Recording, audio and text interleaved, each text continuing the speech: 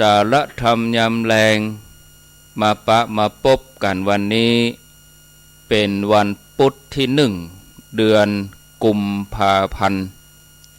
พุทธศักราช2566วันนี้เป็นวันเดือน5เหนือขึ้น11ค่ำพร่ำว่าเป็นวันพุธต้นเดือนสัปดาห์แรกของเดือนกุมภาพันธ์มาพบกันในรายการสารธรรมยามแลงซึ่งตามปกติแล้ววันพุธทุกวันพุธนี่ญาติโยมจะได้พบปะกับตนตัวอัตมภาพ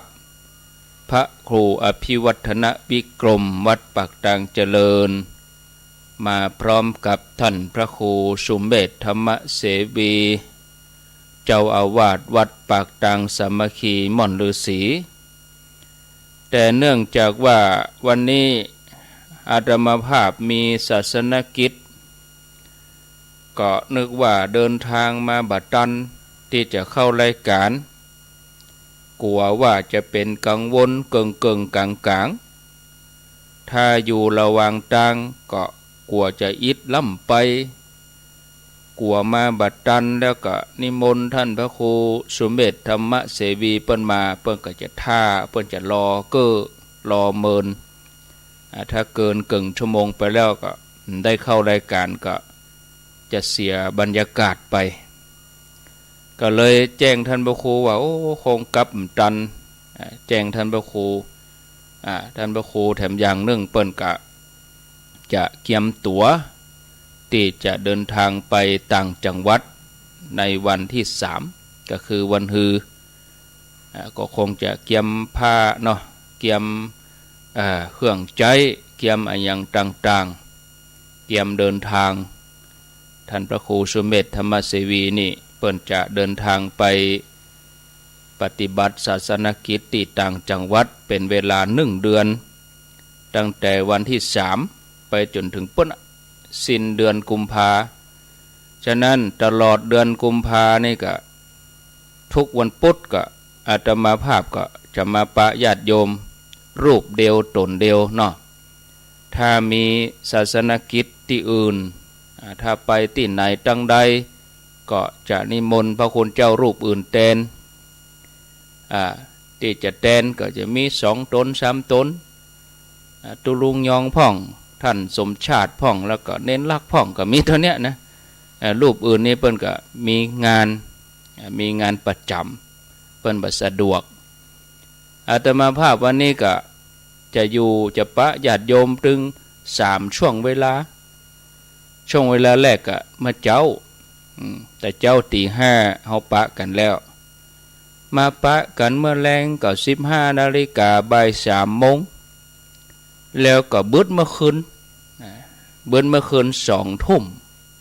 ถึง4 ทุ่มก็มาปะกันแถมกรรมเพราะว่าทุกวันพุธต้นเดือน2 ทุ่มถึง4 ทุ่มนี่อาตมาภาพมาดำเนินรายการพบปะกับศรัทธาญาติโยมก็ตึงเป็นประจำอย่างนี้เมื่อมาปะกันก็ขออนุโมทนากับสถานีวิทยุคลื่นต่างๆที่เปิ่นได้รับสัญญาณนำรายการนี้ไปสู่ผู้ฟังดังบ้านอนุโมทนากับสถานีวิทยุคณะสงฆ์อำเภอฝางวัดพระบาทอุดมน้ำบ่อสาวาสำนักวิปัสสนา FM 100.25 ที่วัดพระบาทอุดมครอบคลุมอำเภอฝางแม่อายชัยประการเจียงดาวพ่องก็ขออนุโมทนาแล้วก็ญาติโยมที่ติดตามรับฟังตั้งเมืองเจียงใหม่ตั้งตัวเมืองเจียงใหม่นี่ก็ฟังได้ที่ 104.50 ทุกวันจันทร์ถึงศุกร์บ่าย 3 ถึง 5 โมงสถานีวิทยุพระพุทธศาสนาการศึกษาและวัฒนธรรม FM 104.50 ที่เมืองฝางปุ่นก็ได้รับความเมตตาจากหลวงพ่อพระครูสุจิตานุรักษ์ด็อกเตอร์หลวงพ่อเจ้าคณะอำเภอฝางวัดพระบาทอุดม หลวงพ่อท่านเมตตาเชื่อมสัญญาณเอาเครือข่ายขึ้นสีขาวนี่ไปสู่ญาติโยมผู้ฟังทางบ้านเมื่อเจ้าก็กูวันนะญาติโยมนะตีสามถึงปุ๊บ7 โมง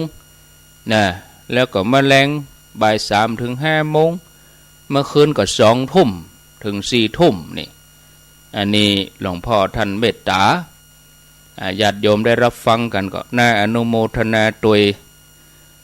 แล้วก็ญาติโยมที่ติดตามตั้งเมืองเชียงใหม่อันนี้ก็โดยความเมตตาท่านพระครูสมุวิสุวัตวรกิจโจเจ้าวาดวัดฝ่ายหินผู้อำนวยการสถานีวิทยุคลื่น 104.50 ญาติโยมอยู่ตั้งในเมืองก็ดีอยู่ตั้งสันทรายโดยสะเก็ดสารปีแม่แตงแม่ลิมหางดงบางตี้หางดงล่องใต้มาญาติโยมก็ไหลมาเปิดฟังที่ FM 89.50 บ้านทุ่งเรดิโอบ้านทุ่งเรดิโอตั้งอยู่ที่บ้านป่าซักตำบลบ้านกลางอำเภอสันป่าตองจังหวัดเชียงใหม่ FM 89.50 โดยปออุดมปาเทียมวันพุทธวงศ์ FM 89.50 บ้านทุ่งเรดิโอเลยปากทางตะลี่ไปทางใต้ปุ่นกะที่ 98.75 คลื่นธรรมะของชุมชนวัดห้วยตองซักโดยท่านพระครูวาปีวรมนิตท่านชวริตชยวังโสท่านได้ดูแลสถานีมันดับกาไฟฟ้ากาอย่างกาเนี่ยโอ้ต้องมีคนเฝ้าเดี๋ยวนี้อุ่นใจสบายใจที่ห้วยตองซักเพราะว่าท่านชวลิตเปิ่นดูแลใจใส่ดูแลเกี่ยวกับอุปกรณ์ต่างๆโอ้อุ่นใจสบายใจญาติโยมได้ฟังก็ต่อเนื่องดีพี่น้องญาติโยมตั้งลำปางป่นก็ขอบคุณผู้อำนวยการสถานีแล้วก็ดีเจเจ้าหน้าที่ฝ่ายรายการผังรายการผู้ประสานงาน FM 106.50 วิทยาลัยสงฆ์นครลำปางเฮาก็จะได้ฟังกันทุกวันบ่าย3 ถึง 5 โมงนะจันทร์ถึงศุกร์แล้วก็เมื่อเจ้าก็ฟังกันตี 5นะบางวันก็ตี 4ก็รอเวลาถ้าว่าผ่านไปสักเดือน2 เดือนเพิ่นจะขยับขยายเวลาอย่างใดนั้นเฮาก็รอติดตามฟังที่จริงก็เปิดตี 3ญาติโยมนะแต่ญาติโยมผู้ฟังส่วนใหญ่ก็ตี 4 ตี 5เนาะญาติโยมก็อนุโมทนาบุญตัวยเจ้าหน้าที่ดีเจหลายคนหลายท่านนะฝ่ายบรรพชิตฝ่ายฆราวาสได้ติดตามรับฟังกันกำลังรับสัญญาณกันมานี่ประมาณ3-4 เดือนนี่อยู่เนาะยังบ่ถึงเกิงปีเตื้อประมาณ 3-4 เดือนนี่ก็เฮาก็เข้าหากันใหม่แต่ว่าเสียงตอบรับดีเนี่ยญาติโยมดังเกาะคาอำเภอเมืองแม่ทะห้างชัดเนี่ยเปิ้นฟังกันเริ่มที่จะฟังกันนักอนุโมทนาบุญโดยญาติโยมท่านทั้งหลายนอกอื่นจากนั้นก็มีที่ติดตามเข้ามาทางระบบ Facebook ทางระบบออนไลน์นะก็ขออนุโมทนาบุญมาปะกันแล้วกลัวว่าจะลืมนะกลัวว่าจะลืมกำเดียวอูไปทางหน้าก็จะเป่าประกาศก็ลืมประชาสัมพันธ์ให้น้อยเนาะสำหรับคนที่รู้จักมาเกยหมู่ญาติโยมทางคลื่นสีขาวดังเดิมที่เคยไปกินไปทานไหนที่ไหนร่วมกันน่ะก็แสดงความเสียใจไว้อาลัยต่อป่อพิรุณธรรมวังป่อพิรุณธรรมวังอายุได้69 ปีเปิ้นได้เสียชีวิตไปเมื่อญาติโยมวันนี้แต่เจ้านี่เนาะแต่เจ้านี่ก็คือเสียชีวิตวันที่1ก็คือวันนี้เมื่อเจ้าแล้วก็เปิ้นจะชาปนกิจศพในวันอาทิตย์ที่5 กุมภาพันธ์ก็คือวันเดือนเพ็งนั่นน่ะญาติโยมท่านทั้งหลายวันเดือน5 เพ็ง นะวันเดือนเพ็งนะเปิ้นจะชาปนกิจศพปัจจุบันก็ตั้งศพบำเพ็ญกุศลอยู่ที่ศาลาหน้าวัดแม่กุ้งบกวัดบุพพารามตำบลสันกลางอำเภอสันปะตองจังหวัดเชียงใหม่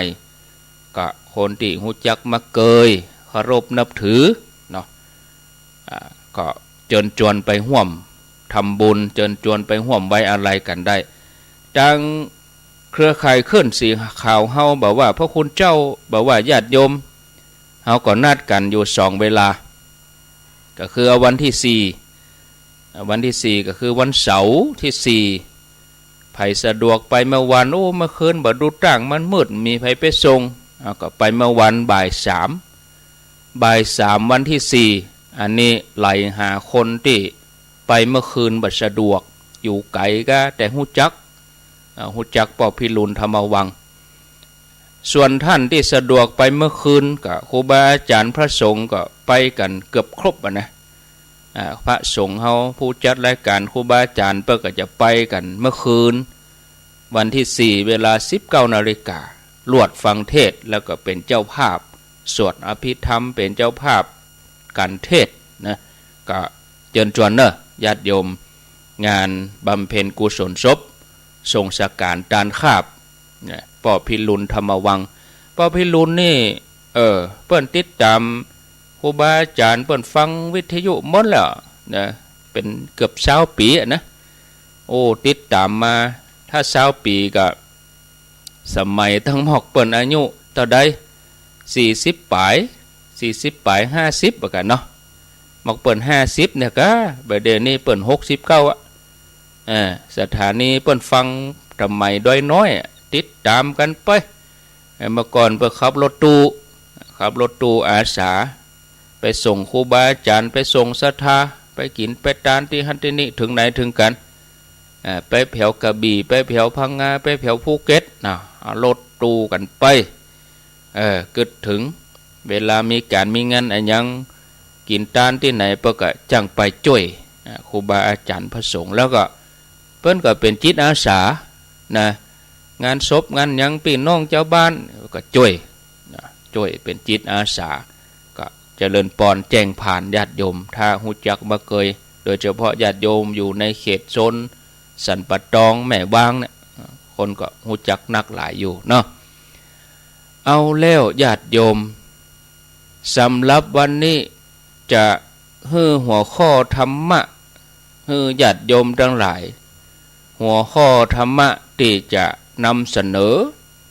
ในช่วงแรกนี้หัวข้อชื่อว่าทำชีวิตหายวุ่นวายแล้วก็ช่วงที่2นี่จะอู้ถึงเรื่องเจ้ากรรมนายเวรนะทำอะไรอย่างเขาได้พ่อง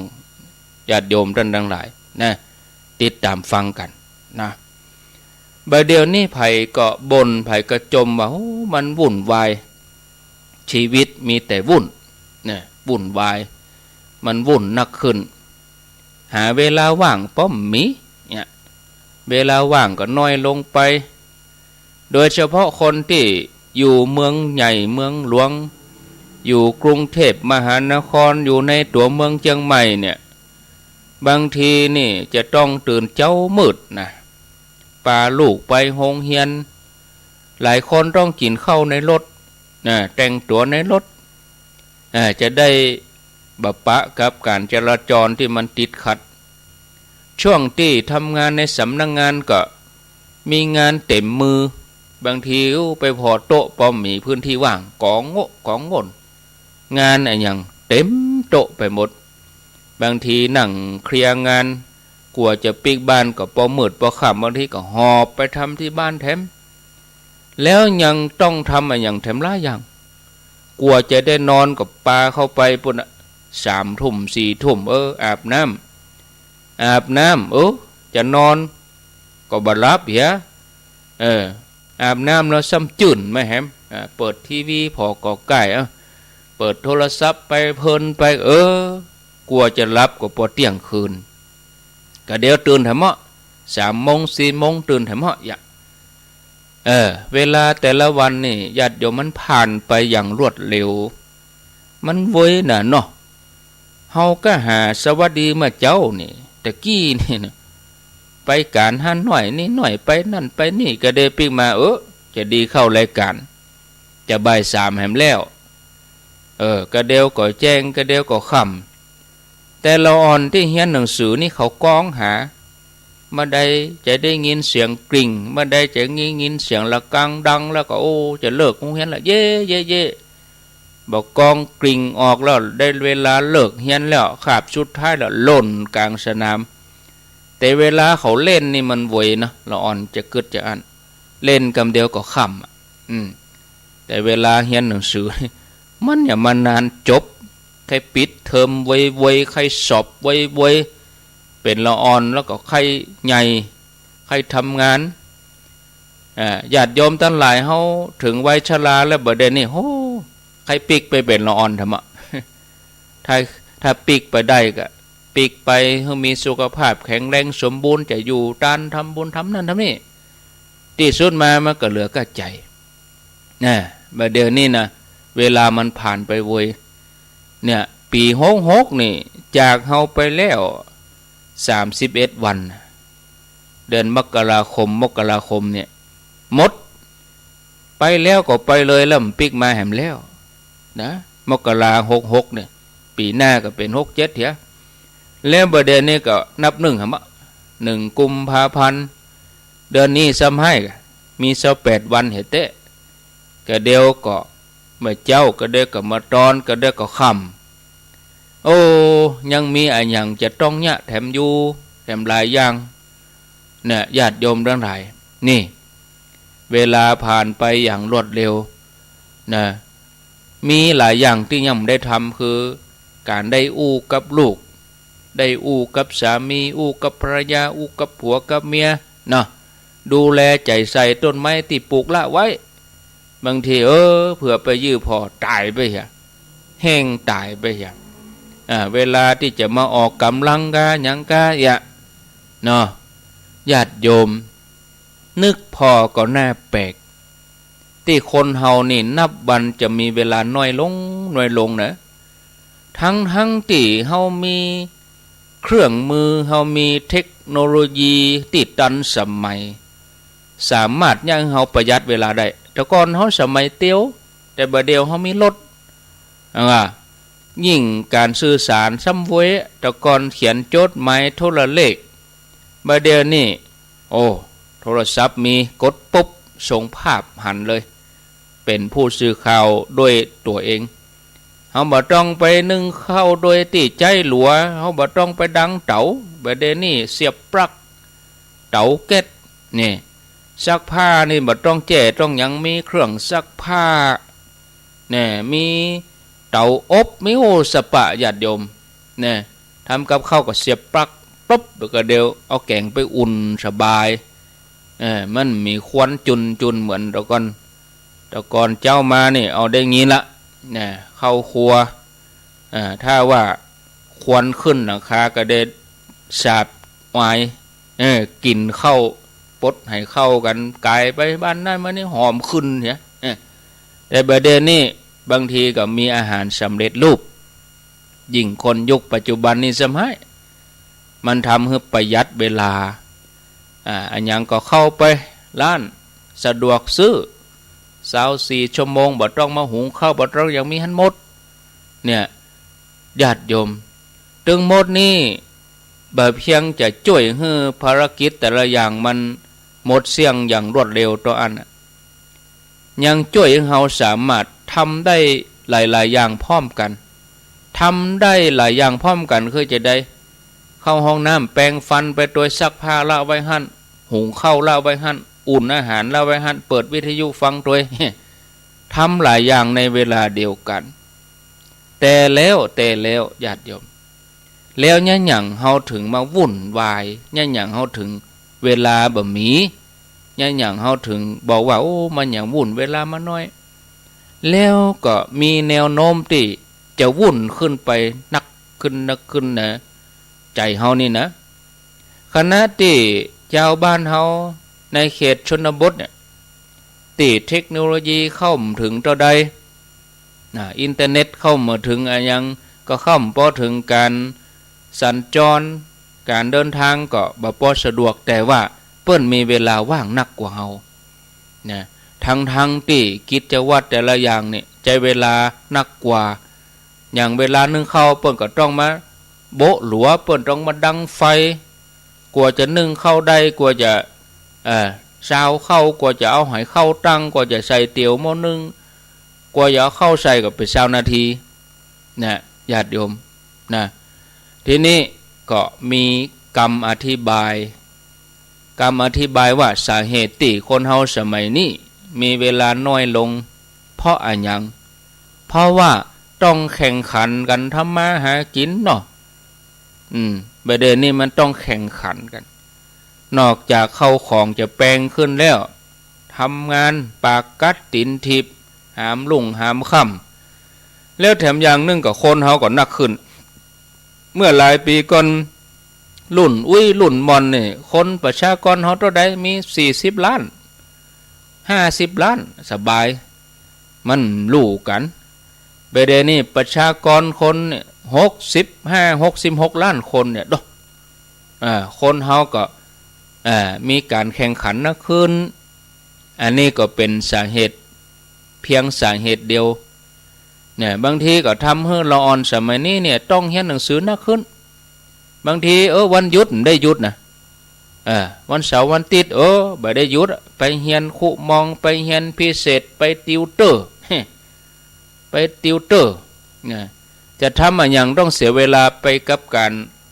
รอคอยหลายคนมีเป้าหมายเดียวกันคือว่าเข้าคิวซื้อของติดไฟแดงเต็มหมู่ถนนอันนี้มันเหมือนกันอย่างใดก็ตามญาติโยมอันนั้นบ่ใช่สาเหตุเดียว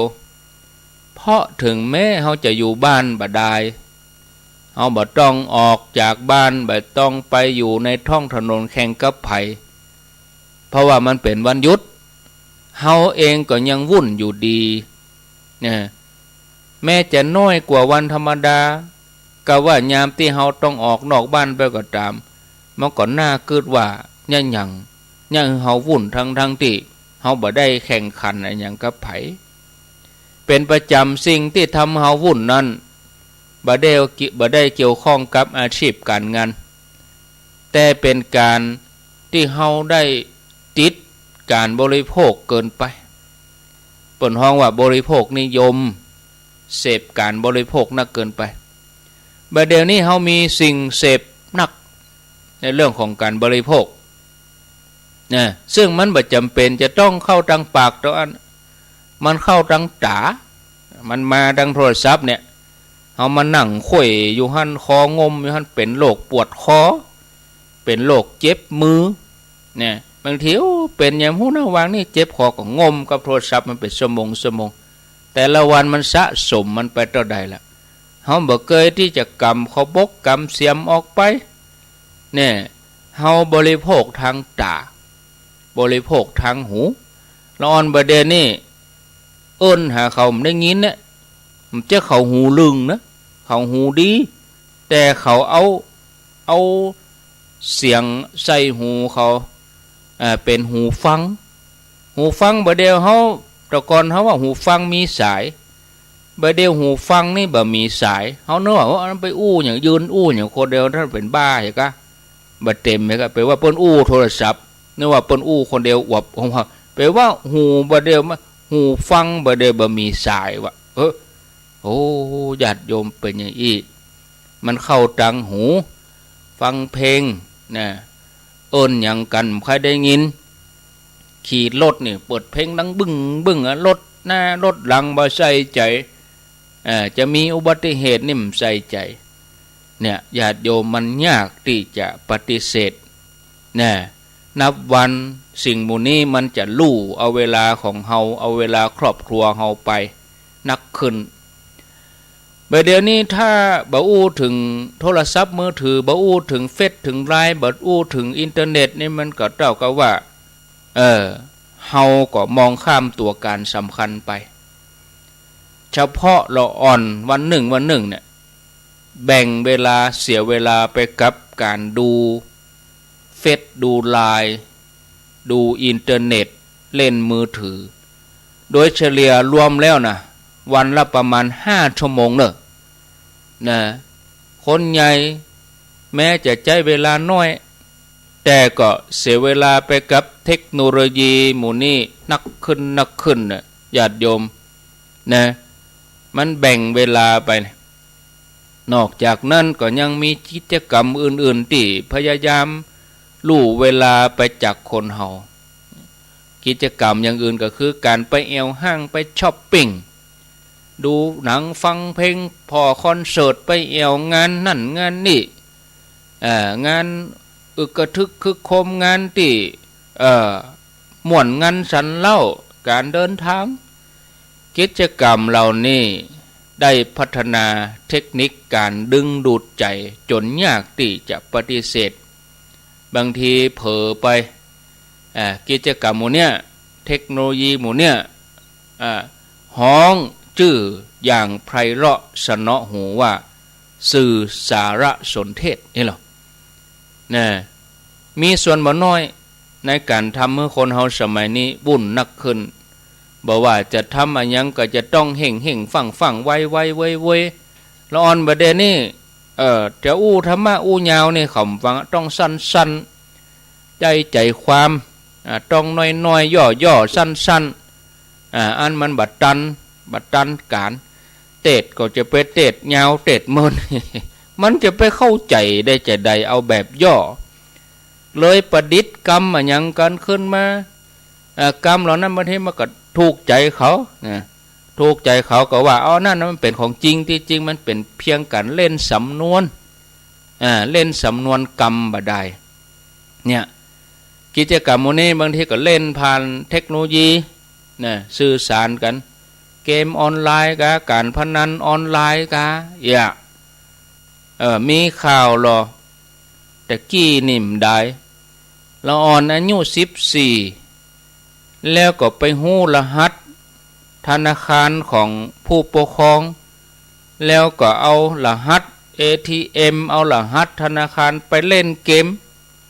เล่นเข้าเกมก็ดูดเงินไปเอามา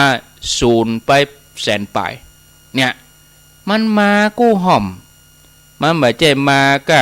คดโกงบ่ใจมาบ่เดี๋ยวนี้หมู่แก๊งคอลเซ็นเตอร์นี่มันเริ่มจะหายไปเดี๋ยวนี้จะมีข้อความแปลกๆเข้ามาเฮามีธนาคารอย่างนะบางทีมันก็สุ่มมาโลโก้มันเสาะหาได้ง่ายโลโก้ตำรวจโลโก้กรมสอบสวนโลโก้สัมภากรโลโก้อะไรอย่างมื้อเนี่ยเป็นสัญลักษณ์มื้อเนี่ยมันบ่ใจเสาะยากมันก็แปลงปลอมขึ้นมาทีนี้ก็เป็นข้อความว่าคุณได้ยอดเต่าอันตะอีได้ยอดเงินจะเข้าบัญชีให้กดแล้วก็ทำตามขั้นตอนนี้ถ้าคนขาดสติก็จะรอใส่เผลอไปกดตามขั้นตอนเอามาก็โดนดูดไปแถมเงินก็เสี่ยงแถมญาติโยมท่านทั้งหลายนะมันบ่มีอย่างจะได้มาโดยที่บ่ได้ออกความคิดบ่ได้ออกแหงอันนี้มันภาษามาซีไปจะเอามาฮื้อหั่นน่ะเนาะเนี่ยมันค่าได้ของเฮาน่ะมันมาจอบมาหลอกเฮาเนี่ยอยากจมเนาะเทคโนโลยีมันมีกุลก็จริงมันก็ฮื้อโตดได้เหมือนกันยังซื้อของอะไรอย่างเนี่ยเฮาซื้อของออนไลน์เฮาว่าง่ายเฮาจูงง่ายเขาก็ง่ายกับเฮาบางทีสั่งอะไรอย่างสั่งเกิบสั่งรองเท้าไปได้จานไปได้ถ้วย ออกมามันบ่ตรงตามที่เฮาสั่งเมื่อก่อนเฮาจะซื้ออะไรอย่างนี้เฮาต้องไปร้านปุ้นไปเลือกเอาอย่างเฮาเปิงใจทีวีสักเครื่องก็ดีเฮาเปิงใจวิทยุสักเครื่องก็ดีเฮาก็ไปเลือกที่ร้านบุญเฮือเปิ้นลองก่อนเอาจนเปิงใจบ่ดีเฮาก็บ่ซื้อแต่บ่เดียวเฮาก็จูงง่ายสั่งออนไลน์มาใจได้เหียติดเดียวลุไปอันที่จับก็จับนะ อันที่บ่จับก็ลุนะแล้วก็บ่มีประกันยังสักยังส่งคืนก็บ่ได้บ่ฮู้บ่ซ่อมที่ไหนเอาไปร้านทั่วไปก็เปิ้นบ่รับซ่อมเพราะว่ามันเป็นสินค้าที่มันบ่ได้อยู่ในโกดังของเปิ้นแล้วเฮาก็บ่ได้ซื้อจากร้านเปิ้นคนที่เปิ้นอยู่ในเขตนอกเมืองชนบทที่เทคโนโลยีเข้าบ่ถึงการจราจรก็เข้าบ่ถึงนี่เปิ้นจะมีเวลานะญาติโยมมีเวลาว่างนักกว่าคนที่อยู่ในเมืองนะนอกจากมีเวลาอยู่กับลูกกับหลานแล้วก็ยังมีเวลาอู้จากับเพื่อนบ้านมีเวลาไปทำบุญที่วัดแล้วก็มีเวลาพักผ่อนนอนนะร่างกายสุขภาพจิตใจก็ดีนะถ้าเรามองในแง่นี้ก็จะหันได้ว่าความว่างหรือว่าความวุ่นมันเกี่ยวข้องกับฐานะทางเศรษฐกิจโดยคือว่ายิ่งมีเงินนักก็ยิ่งวุ่นวายนักเนาะเนี่ยบ่มีก็เดือดร้อนมอกกลางเนี่ยก็ปฏิเสธบ่ได้ว่าความวุ่นเพราะว่าต้องทำงาน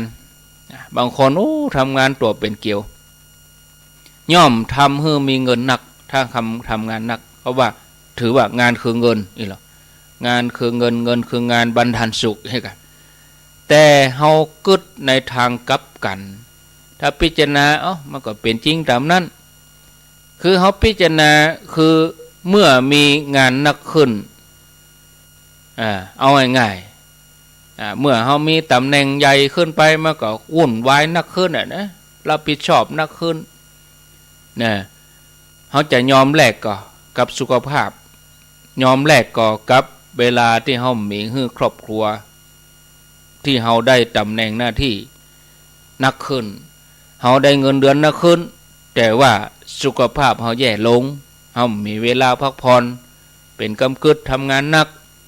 เนี่ยที่สุดมาที่หิหามานั่นสุดท้ายก็ได้เอามายาตัวเก่าเนี่ยญาติโยมเพราะว่า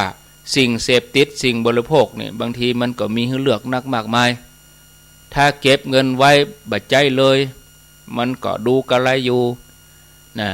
แต่ทันทีที่ว่าลงมือใจลงมือบริโภคก็หมายถึงว่าเราต้องยอมเสียเวลาไปกับมัน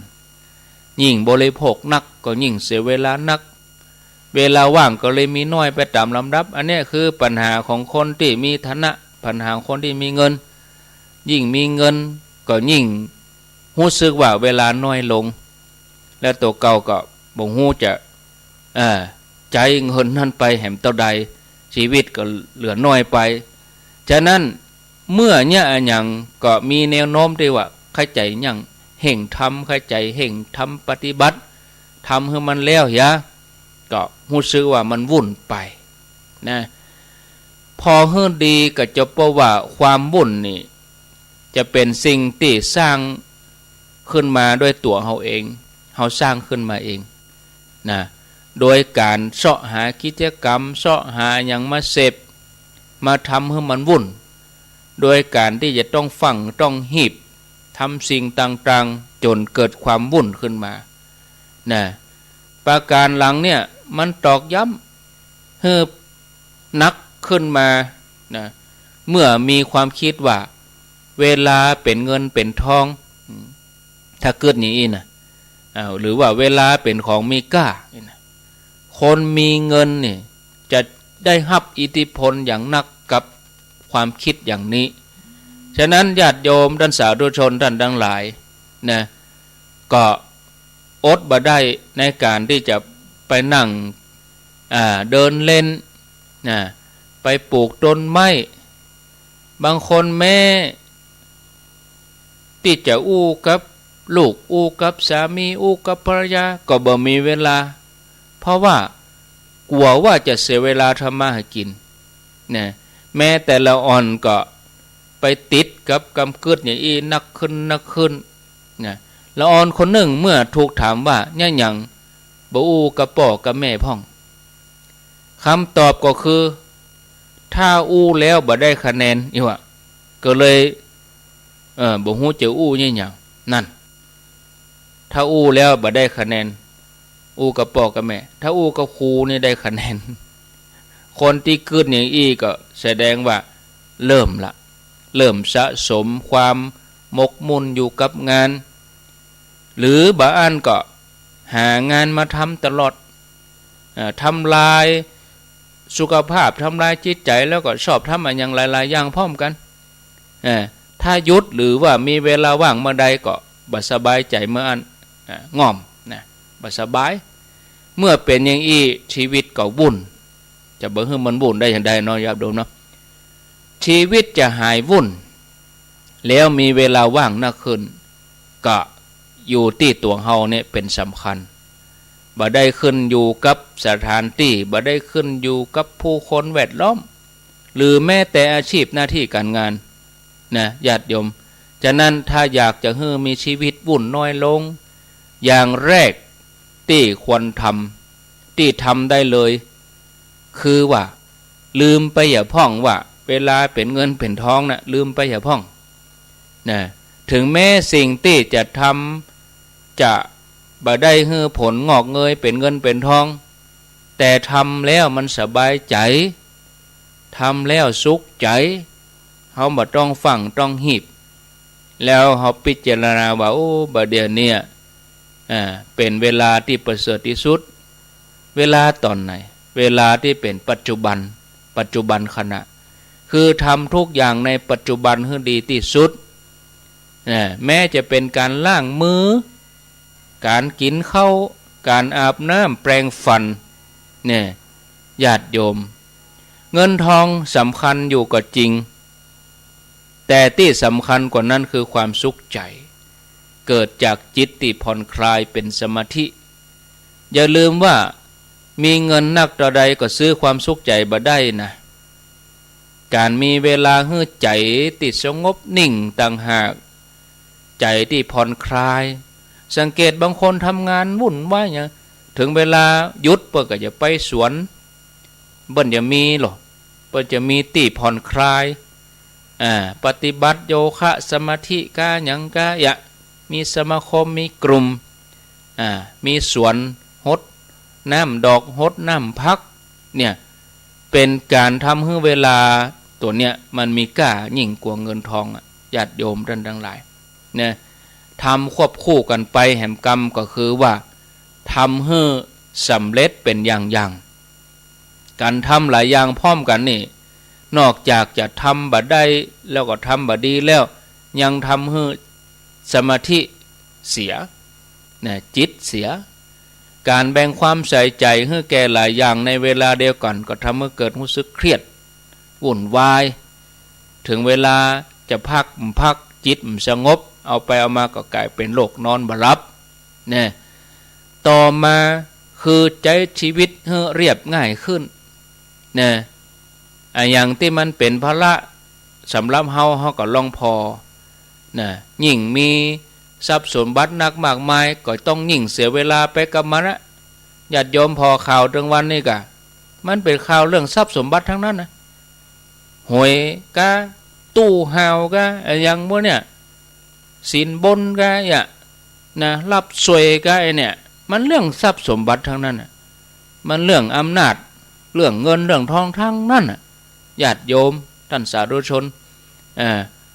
ตู้หาวที่เป็นข่าวเนี่ยตอนมีเงินนี่โอ้บันดาลได้กูอย่าง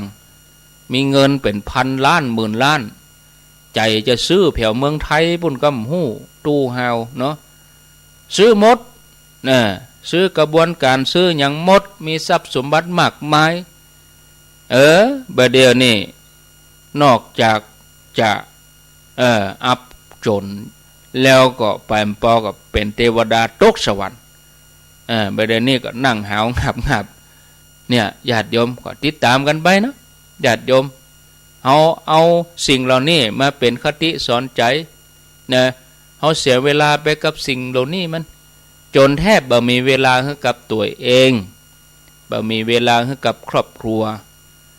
จะทำอย่างอี้นั่นนี่เราจะต้องมีภูมิคุ้มกันนะญาติโยมเนี่ยญาติโยมบางทีเขาติดตามข่าวอย่างโทรศัพท์ก็มันออกตั้งเฟซตั้งไลน์ตั้งโทรทัศน์เนี่ย ที่เขามันโฆษณาเฮาซื้อสินค้าสารพัดประยุทธ์ประยอนแล้วก็ผลิตสิ่งใหม่ๆเข้ามาดึงดูดใจเฮาก็ไอโฟนโทรศัพท์เนี่ยบัดเดี๋ยวมันขึ้นมา10รุ่นแต่ก่อนiPhone 3 iPhone 4นะบัดเดี๋ยว iPhone 14แถมเมินนี่ถ้าจะไป iPhone 20เนาะญาติโยมมันไปตามกิเลสสาระมันก็คือโทกับอู้กับฮับอย่างที่มันเกินกว่านั้นอ่ะมันก็มีก้าบวกเข้ามานะญาติโยมนะมันก็ผลิตขึ้นมาเพื่อดึงดูดใจล่อใจถ้ายังใจบ่ถึงพอที่จะแจกจ่ายหรือว่าใจบ่ถึงพอที่จะแบ่งปันเฮาก็ต้องลดอย่างความจำเป็นอย่างที่มันบ่จำเป็นเฮาก็ลดลงอย่างที่เฮาจำเป็นเฮาก็ทำนะมีผู้ตั้งข้อสังเกตว่าคนที่ชอบบ่นว่ามันวุ่นวายคนที่ว่ามีเวลาวุ่นวายบ่อิดท่านเว้ยบ่ป้อมมีเวลาวุ่นช่วงนี้วุ่นงานวุ่นกันปัญหาที่แท้จริงของเขาก็คือมุ่งที่เงินเกินไปนะเงินนั้นทำให้เฮามีทางเลือกนักก็จริงแต่ทางเลือกที่มันมีมากมายก็อาจจะทำให้เราเสียเวลาในการเลือกถ้าบ่เลือกเลยแต่เอาถูกทางก็ยิ่งเสียเวลานักขึ้นฉะนั้นเงินก็สร้างภาระให้แก่เราในเวลาเดียวกันคำตอบคงบ่ได้อยู่ที่การทิ้งเงินไปนั่นจ้ะนะเฮาก็เกิดว่ามันจำเป็นแต่ว่ามันก็เป็นเพียงเครื่องอำนวยความสะดวกในจัดนี้ให้เฮาอยู่ดีสบายในจัดนี้บางทีเฮาแปลงบ้านหลังใหญ่หลังโตตอนเวลาเฮานอนมาเฮาก็ได้เพียงแค่เตียงบักกี้ศอกกี่ว่าได้เพียงแค่การรับบางทีบ้านหลังใหญ่แต่มันนอนหลับนะเตียงนุ่มๆจัดดีแต่ว่านอนบ่หลับต่างจากคนที่เปิ้นบ่เครียดอย่างนอนข้างถนนก็ขนพืดๆเนี่ยแล้วคนบางทีตึกอยู่คอนโดหรูบ้านหลังใหญ่หลังโตนอนปีนไปปีนมานอนบ่หลับเป็นกำกึดเนี่ยคนที่เบิ้นบ่ลำบากนอนหลับสบายเนี่ยญาติโยมการทำชีวิตให้เป็นอิสระเนี่ยคือทำจิตว่างแล้วเขาก็จะวุ่นน้อยนะญาติโยมแล้วเขาก็จะได้บ่ยุ่งเหยิงสังคมเขาก็บ่ได้ยุ่งเหยิงตัวเขาก็บ่ได้ยุ่งเหยิงนี่ญาติโยมหูตุกก็บ่เป็นตุกกับนี้ญาติโยมเวลาเฮาปะแดดร้อนหลายคนก็รู้สึกว่าตุกนะแต่ถ้าเฮาถามว่าอย่างที่กำลังตุกอยู่หลายคนก็ตอบว่ากายตุกกายโดยเฉพาะผิวหนังโดยเฉพาะหัวที่ไปสัมผัสกับอากาศร้อนหนาวก็จะบ่ค่อยมีแล้วเด้อนะวันนี้นี่สีอุ่นมานะญาติโยมอากาศนี่จะเริ่มร้อนละถ้าเดือน5เป่งไปแล้วนะหนาวมีแล้วเนี่ยก็เหลือเวลาแถม 3-4 วันถ้าเดือน5เป่งเดือน5แฮมเดือน6มันมีละหนาวมีแล้วนะหนาวนี่จะจากเฮาไปแล้วเนอะญาติโยมเนอะนะหลายคนก็ว่ามันร้อนตุกกายบริเวณที่ไปสัมผัสกับอากาศร้อนผิวหนังก็แต่ถามคนว่าเนี่ยนอกจากตุกกายแล้วยังมีอย่างตุกแถมก็หลายคนตอบได้ที่จริงมันมีแหมตัวหนึ่งที่ตุกแล้วก็เป็นตัวการสำคัญนั่นคือตุกใจน้อยคนที่จะแค่ตุกกายมันตุกใจไปตัวมันพร้อมกันทำนองเดียวกันนะญาติโยมเวลาเฮาโดนเข็มต่ำเฮาโดนหนามต่ำเข็มทิ่มเข้าใส่หนามเต็งอย่างเจ็บผิวเฮากายเฮาเจ็บนิ้วเฮาเจ็บแม่นก็ที่จริงมีแถมอย่างหนึ่งที่มันเจ็บไปตัวก็คือใจนะเวลาหนังม้วนเนี่ยฟังทูเจ้าเตด20 นาทีก็บ่ลงกึ่งชั่วโมงก็บ่ลงทูเจ้าเตดเมินกะเนี่ยปวดเมื่อย เป็นตุกก็อันยังตุกกายตุกเพราะว่านั่งเมินแต่เปลี่ยนโอ้ที่เป็นนั่งพอดนตรีเป็นนั่งจอมเบ็ดเป็นนั่งเล่นไพ่นี่เนาะขอโทษนะมันมีเต้เหรอ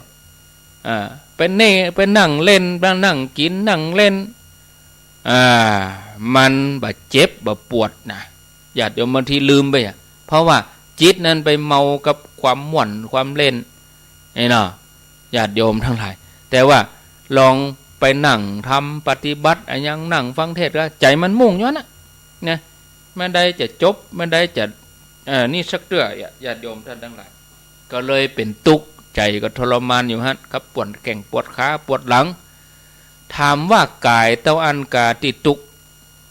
กายเต้าอันกาที่ปวดบาดใจปวดตัวบาดใจกล้าตุกกายใจก็ตุกตัวนะญาติโยมอู้ไป อู้จนลืมเวลาโอ้จะหมดชั่วโมงแล้วกันนี่จะหมดชั่วโมงแล้วเนอะญาติโยมเหลือเวลาแถม7 นาทีก็ลองฟังญาติโยมไปตัวแล้วก็จิบน้ำไปตัวเนาะฟังญาติโยมได้โทรมาแลกเปลี่ยนอู้จาไปตัวแล้วก็ญาติโยมอู้ไปอาตมาก็จะจิบน้ำดื่มน้ำไปตัวนะญาติโยมเนาะเปลี่ยนบรรยากาศ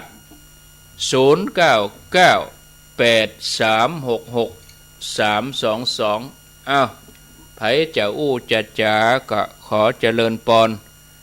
โทรเข้ามาแจ้งผลการรับฟังนะไผอยู่ที่ไหนตั้งใดก็โทรเข้ามา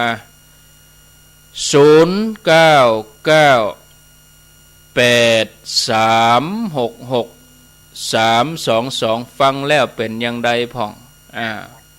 จะเลินพรแม่ขบวนบ้านไหลศิลาทองเด้อพ่อครูบ้านไหลศิลาทองอำเภอจังหวัดหยังแม่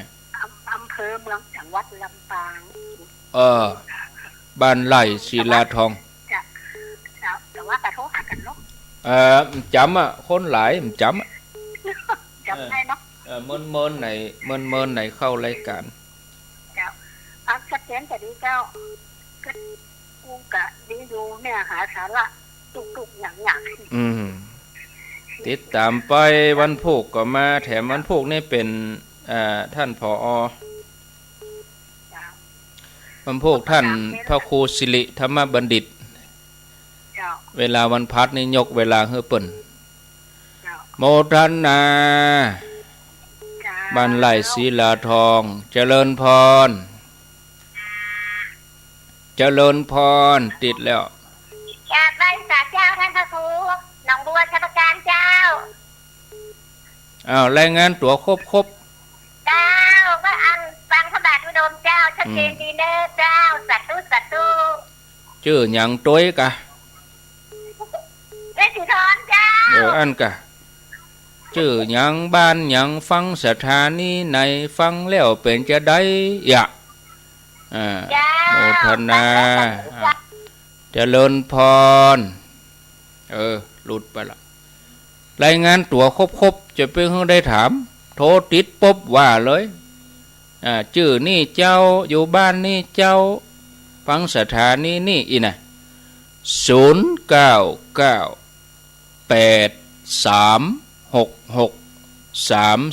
0998366322รับสาย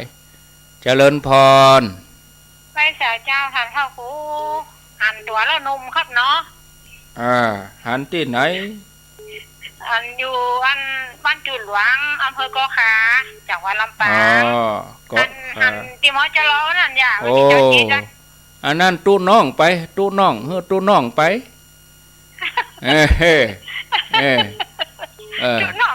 ตู้น้องแม่บอกขี่ถ้าโฟอย่างนั้นแก่งแค่ไปโอ้ลำกาพระสงฆ์เปิ้นก็ได้ฉันเนอะโอ้ดีเสียดายเวลามันน้อยเนาะ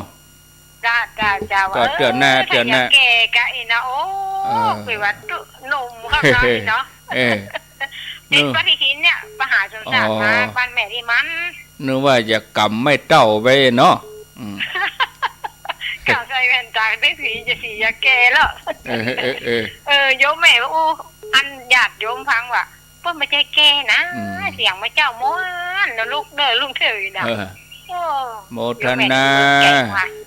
วันผูกก็มาแถมดีแล้วก็ไปสืบชะตาวันนั้นสาธุสาธุเกาะคาเจริญพรล้อมบ้านใหม่พัฒนาเด้อตำบลดอนไผ่อำเภอแม่ทะจังหวัดลำปางเจ้าอำเภอแม่ทะลำปางฟังชัดดีก่อชัดดีเป็นยินดีชัดดีปล่อยดีปล่อยดีเนาะเจ้าฟังกันมาเมินล่ะกะโอ้แม่ฟังมาตั้งเหมือนละครั้งแม่กระโถหลายครั้งแล้วรู้โอ้ลำปางนี่ก็เริ่มแน่นหนามาเนาะอยู่ดีมีสุขอยู่ดีมีสุข0998366322หมู่ในเวียงเชียงใหม่นี่จะก้านหมู่ลำปางเสียละกะโทรมาเด้อเนอะโทรมาอย่างน้อยก็เขาฮู้ว่าฟังอยู่เมืองฝางแม่ไอใช้ประการกันแม่แจ่มก็ด้วยรอจอมต้องแม่วังสันบะต้องบางทีบ่เอื้อนบ่เอ่ยถึงก็จะไปน้อยใจเนอะคนตึงเมืองคนตึงเมืองเจริญพรบ่ฮัดบุญมานะซานฟังเนอะเจ้าวัดขบัดลมชัดเจนดีนะเจ้าต้นชานแม่บัวพัดเจ้าแม่บัวพัดบุญเจ้า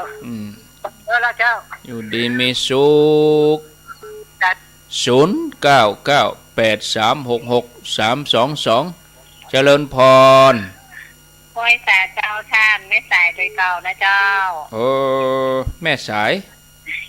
เจ้าไว้เจ้านี่ฟังสถานีไหนแม่สายอันนี้ฟังใน Facebook จ้ะติดตาม Facebook เนาะเจ้าแต่ถ้าฟังว่าเจ้านี่ฟังสถานีลีจากสถานีเนื้อเคลื่อนได้ก่อนแม่เนื้อเคลื่อนวิทยุเนื้อเคลื่อนน่ะได้ก่อนที่ดงดำบางปอดไม่ได้ยินจะวิทยุเนื้อเคลื่อนแต่ฟังลีนี่ชัดเจนจะอยู่ในดาวจ้ะชัดที่ไหนก็ฟังที่หันน่ะเนาะโมทนาบุญนะเจ้าท่านที่ทำหน้ายำเลงเจ้าอันนี้ดอยเต่าปุ่น0998366322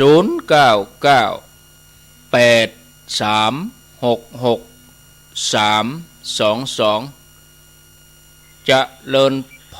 รได้สาเจ้าแม่4,000ป่าไม้แดงดอยสะเก็ดนะเจ้าสุมา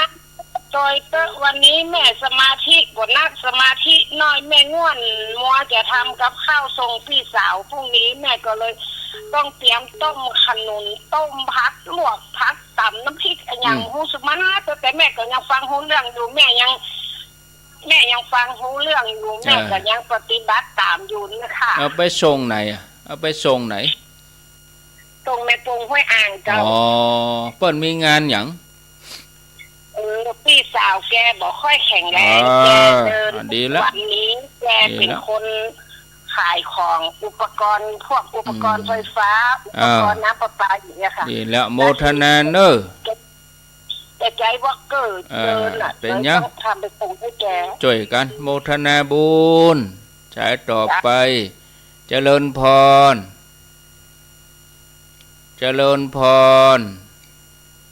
ติดแล้วสายใหม่มาเลย0998366322เอาเหียโลตอนนี้กำลังได้8เอาเหีย12ท่าน12สายเจริญพรติดแล้วติดแล้วเนอะอุ้ยลากอุ้ยลาดงหัดนักได้ยินทีก็อุ้ยลาอังถึงวันเนาะปีนี้ตัวใดละปีใหม่นี่อายุตัวใดละปีใหม่นี่ ดมันยงแต่คืนก็อู้บึดเมื่อคืนก็มาแถมนะเวลาปีนี้อายุเท่าใดเวลาปีเนี้ยปี66เนี่ยอายุเท่าใดอายุ96แล้วกันปี66นี่อายุ96เองเนาะเจ้าโอ้ดีละโชคดีเนอะอยู่ดีมีสุขอยู่ดีมีสุขแม่วิลาวงศายะบ้านดงหัดนาคอายุ96แล้วเจริญพรเจ้าแม่สัจเจ้าท่านพระครูเมืองฝางฟังชัดเจนดีนะเจ้าเมืองฝางรายงานครบกะแม่จันสีเจ้าอยู่แจงหัวลินเจ้าอันกะฟังชัดเจนดีนะเจ้าโมทนาชัดเจนเอามาแฮม3ท่านอีก3สายแล้วก็ฟังธรรมะต่อ0 9 9 8 3 6 6 3 2 2เจริญพรนมัสการเจ้าอันไม่สนอยู่เชียงคำนะเจ้าฟังในเฟซบุ๊กเชียงคำพะเยาเจ้าฟังทางเฟซบุ๊กเนาะชื่อหยังฟังเฟซบุ๊กนี่แม่สนเจ้าเหนือนอนหนูไม่เอกฮะแม่สนแม่สนนี่กะเจ้าฟังชัดเจนดีเนาะเจ้าฟังถึงว่ามาเจ้าก็ฟังคดีโลกคดีธรรมก็ฟังดีแล้วอนุโมทนาเนอเจ้าสาธุพะเยาอำเภอเชียงคำบนพะเยาบนเจริญพรเจ้าท่านพระครูอันนี้อยู่ศาลาดีขนาดเจ้าสันทรายเนาะเจ้าสันฟังล่ะอุ่นไฟแต่อย่างท่านว่าแต่แบบปู่นี่เป็นทุกข์แต่ทุกวันเนี่ยไปฟังแล้วได้สาระดีขนาดเป็นกำลังใจเจ้าขอบคุณเนอะเจ้านมัสการนะเจ้าอนุโมทนาท่านที่เผยแผ่ธรรมะให้ทุกคนโปร่งได้เจ้าช่วยกันนะกะเนาะเจ้านมัสการเจ้าอยู่ดีมีสุขอันนี้เพิ่นอยู่สันขยอมสันทรายสายสุดท้ายเจริญพรเจ้าท่านพระครูเจ้าโทษจากไหนนักคนใหม่นะเจ้าเจ้าอยู่ที่แม่หัวลิ้นนะเจ้าหัวลิ้นไหนหัวลิ้นสันทรายเจ้าหัวลิ้นสันทรายอายุเท่าไรแม่มาพระเจ้าแท้ๆเลยเจ้าอยู่บ้านเมืองเลนเจ้าใจนะอายุกะอายุอุ้ยอายุเท่าไรท่านพระครูเจ้าอันนั้นฟังท่านพระครูมาม้วนเจ้าแล้วเจ้าก็เลยโทรมาจ่าเจ้าโทรมาใหม่เจ้าเป็นคนใหม่เป็นอย่างคนใหม่นี่อันอยู่บ้านหัวลิ้นเนาะเจ้าบ้านหัวลิ้นเจ้าแล้วอายุเท่าใดอายุอยู่60 ปีแล้วเจ้าอยู่ดีมีสุขเนอะอยู่ดีมีสุขสาธุนี่ฟังใหม่วะเปิ้นว่านะพักตะอีก่อนก่อนเนาะการโทรได้โหลหนึ่งพอดีโหลหนึ่งก็คือ1โหลโทรมาจากเมืองลำปางบ้านไร่ศรีลาทอง2หนองบัวชัยประการแม่สีทอน3เกาะคาแม่บัวคลี่4ใหม่พัฒนาแม่ทะลำปาง5แม่บัวพัดกุลันต้นซ่านเมืองฝางแล้วก็6แม่สายบ้านอยู่ดอยเต่า7แม่4,000ป่าแม่แดงดอยสะเก็ด8แม่อุลาดงหัดนาค เวลาดงหัดนาคนี่อายุ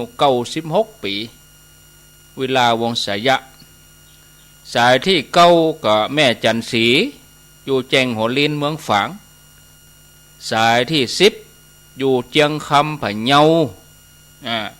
สายที่11ก็สันทรายสันขยอมสายที่12อันนี้อยู่อำเภอสันทรายบ้านหัวลินติดตามรับฟังก็ขอบคุณอนุโมทนานะญาติโยมวันพุธนี่เวลานี้ก็จะเป็นสัญญาณทางวิทยาลัยสงฆ์นครลำปางวันพุธจะรับสัญญาณที่วิทยาลัยสงฆ์นครลำปางวันพัดนี่ถวายเวลาเฮือเปิ้นวันศุกร์ก็อาตมาก็มาปะญาติโยมแถมวันศุกร์บ่าย3ถึง5 โมงแรงบึดเมื่อคืนทุกวันพุธต้นเดือนก็เบิ้นเมื่อคืนก็มาปะกัน2 ทุ่มถึง4 ทุ่มเข้ารายการทุกวันพุธอันนี้เป็นปกติอยู่แล้วทุกวันพุธต้นเดือนนี่นะก็ติดตามรับฟังกันเนาะ16 นาฬิกากับแถม8 นาทีญาติโยมกำลังรับฟังรายการสารธรรมยามแรงเข้าสู่ช่วงที่2ก่อนเนาะกำเดียวขอนำทุกท่านเข้าสู่รายการช่วงที่2ตั้งแต่เวลานี้เป็นต้นไปขอเจริญพร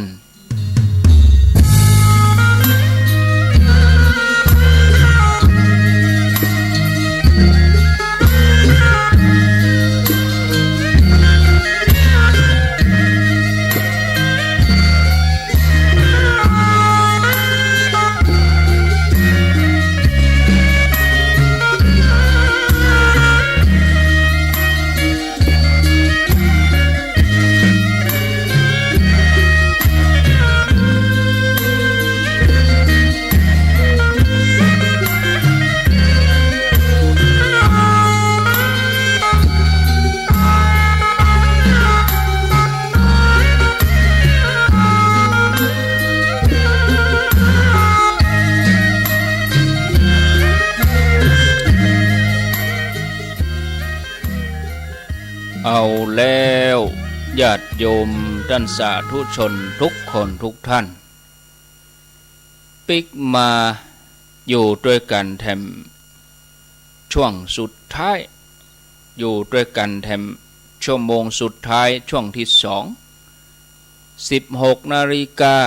9 นาที4 โมงกับ9 นาทีรายการสารธรรมยามแรงดำเนินรายการโดยอัตมภาพพระครูอภิวัฒนวิกรมวัดปากตางเจริญตำบลดอยหล่ออำเภอดอยหล่อจังหวัดเชียงใหม่มาดำเนินรายการให้ศรัทธาญาติโยมทั้งหลายได้รับฟังกันช่วงที่2นี่จะอู้ถึงเรื่องเจ้ากรรมนายเวรนะเจ้ากรรมนายเวรทำอันอย่างเฮาได้พ่องนะทำให้เสียสุขภาพเสียอวัยวะหรือเสียชีวิตได้ก็ญาติโยมทั้งหลายเคยสงสัยก็เพราะญาติโยมพ่อเหตุใดบางคนถึงมีอายุสั้นคือบางคนนี่มีโรคประจำตัวร้ายแรงบางคนก็ร่างกายบ่สมบูรณ์มาตั้งแต่กำเนิดนะหรือบ่มีเหตุต้องเเกิดอุบัติเหตุก็มาปะอุบัติเหตุบัลลังก์สักหน่อยนะบางทีเฮาหันถึงขั้นที่จะต้องสูญเสียอวัยวะสูญเสียร่างกายจิตใจชีวิตอันนี้คนที่เจ็บป่วยก็จะต้องเจ็บป่วยแบบเรื้อรังนะคอยรบกวนการทำงานเป็นอุปสรรคในการดำเนินชีวิตอย่างปกติหลายด้านในขณะที่บางคนมีร่างกายที่สมบูรณ์แข็งแรงปีหนึ่งนี่โอ้แทบบ่ต้องได้ป่วยอะไรอย่างนะจะเจ็บก็มาให้บดีเจ็บหัวเมื่อยมาให้บดีนับครั้งได้อยู่บางปีก็บ่ป่วยเลยมาถามหาห้องยานี่นะ เหตุผลของการเจ็บป่วยหรือว่าการบาดเจ็บนั่นก็เกิดขึ้นโดยผลกรรมปัจจุบันกับกรรมเก่าที่เฮาทั้งหลายจังเข้าใจว่าเป็นเจ้ากรรมนายเวรกันนะว่ากันในเรื่องกรรมปัจจุบันก่อนถ้าเฮาเป็นคนที่ทำงานหนักอยู่แล้วเฮาสนใจเรื่องสุขภาพตัวเก่านะเอากะกินเหล้าเมายาเอากะเอี่ยวกะเล่นกะกินเป็นประจำเจ็บป่วยเล็กๆน้อยๆก็บ่รักษาเกิดว่ามันถึงหายคนเดียวเนี่ยแสดงอาการนั่นนี่ออกมามันถึงหายคนเดียวนะซื้อยามากินคนเดียวปล่อยเอาไว้เมินเข้าก็กลายเป็นโรคเรื้อรังเนาะยากจะรักษาอันนี้ก็เป็นสาเหตุหนึ่งของอาการเจ็บป่วยที่เกิดขึ้นจากกรรมปัจจุบันกรรมปัจจุบันคืออย่างก็คือการกระทำของเฮาเองเฮาเมากินเมาเล่นมาเอวเฮาเมากินเราบ่ได้ดูแลสุขภาพกรรมตัวเก่าแล้วนั่นที่คนเฮาเป็นอย่างอี้ก็เพราะว่าอย่างญาติโยมตัวเองทำเอาไว้เองส่วนเศษกรรมหรือว่ากรรมเก่าที่เหลือก็มีโอกาสเกิดจากเจ้ากรรมนายเวรโดยเหตุแห่งกรรมเก่านั้นในอดีตเคยเบียดเบียนชีวิตสัตว์เนาะในอดีตเคยข่ำขาลาวีหรือทำให้คนได้ต้องเสียชีวิตไปจนทำให้ต้องได้รับเศษกรรมจากเจ้ากรรมนายเวรที่จะมารังควานทำให้เกิดโรคภัยแค่เจ็บมาถึงขั้นเสียชีวิตนะแต่ว่ามันเจ็บมันทรมานญาติโยมได้อ่านหนังสือปะอาตมาได้อ่านหนังสือปะเนี่ยแล้วก็คนที่เขียนหนังสือนี่เป็นน้อยเป็นหนานเปิ้นเขียนออกมาเพราะว่าในสมัยที่บวชเฮียนเนี่ยชั่วโมงที่เฮียนวิชาธรรมะมีเปื้อนที่บวชเฮียนก็เป็นพระรุ่นพี่เป็นตุปี้เป็นหลวงพี่พระรูปนี้ท่านมีโรคประจำตัวก็คือเป็นโรคหอบหืดต้องเอายาพ่นยาฉีดอยู่โดยเฉพาะเวลามืดบดหน้าหนาวก็อย่างก็หอบหืดขึ้นแล้วก็เป็นว่านอนไม่ได้ต้องลุกมานั่งพ่นยาหายใจก็บ่ค่อยสะดวกในเรื่องอาหารในเรื่องอาการเจ็บป่วยของแต่ละคนนั่นน่ะหากบ่ได้ศึกษาเรื่องกรรมเรื่องของเจ้ากรรมนายเวรนี่ก็คงจะเกิดเป็นเพียงว่ามันเป็นเรื่องปกติของคนเฮาก็ต้องมีโรคภัยไข้เจ็บมันเป็นธรรมดามันก็มีโรคภัยไข้เจ็บมีความทุกข์แตกต่างกันไปแต่เมื่ออาจารย์ผู้สอนวิชาธรรมได้หันหลวงพี่ท่านนี้ท่านก็ได้ตักเอาว่าเมื่อก่อนหน้านี้ที่จะบวชน่ะหลวงพี่เนี่ยเคยมีพฤติกรรมชอบทรมานสัตว์ชอบฆ่าสัตว์โดยการตัดลมหายใจพ่องกอคำว่าตัดลมหายใจคืออย่างเอาไก่ไปแขวนคอปาดคอเมื่อได้ยินคำถามอย่างอี้แล้วสีหน้าเปลี่ยนเลยแล้วก็ยอมว่าในสมัยละอ่อนมีนิสัยเนี่ยชอบซุกซนหันมดหันแมงไตไปแล้วก็เป็นบ่ได้ชอบที่จะเอาแก้วไปขวบเอากะลงเอากะลาไปขวบมดขวบแมงไว้แล้วก็ปล่อยให้มดหมดนั่นขาดอากาศหายใจตายเมื่อได้ฟังเรื่องราวอย่างอีแล้วญาติโยมก็อันเนี้ยคือกรรมเรื่องหนึ่งแถมเรื่องหนึ่งมีญาติโยมอาจารย์นี่ก็เล่าให้ฟังเป็นเรื่องเล่าของเจ้าหมูป่นคนนี้นี่นะเป็นคนที่มีจิตใจดีงามชอบกินทานทำบุญชอบทำบุญทำกุศล ตั้งมั่นอยู่ในศีลในธรรมตลอดตั้งใจเฮียนตัวแต่บ่เข้าใจว่าเหตุใดต้องมาเสียชีวิตก่อนวัยอันควรเสียชีวิตโดยโรคอุบัติเหตุไม่ใช่โรคอื่นนะเสียชีวิตโดยอุบัติเหตุอายุยังน้อยน่ะอาจารย์ก็ได้ตอบคำถามว่าที่เป็นอย่างนี้เพราะอย่างเจ้ากรรมนายเวรได้มาขอให้ผู้ที่ทำกรรมนั้นให้ไปชดใช้กันใจคืนในสิ่งที่เคยทำลงไปเป็นเรื่องของกรรมเก่าในอดีตที่พอบหันแล้วมาอาจจะแก้ไขได้ทันเวลา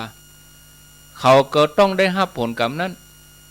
โดยในอดีตชาตินี่คงจะสร้างกรรมคือการฆ่าสัตว์ตัดชีวิตเนี่ยบ่ฆ่าสัตว์ก็ฆ่าคนเนี่ยเบียดเบียนคนอื่นมานัก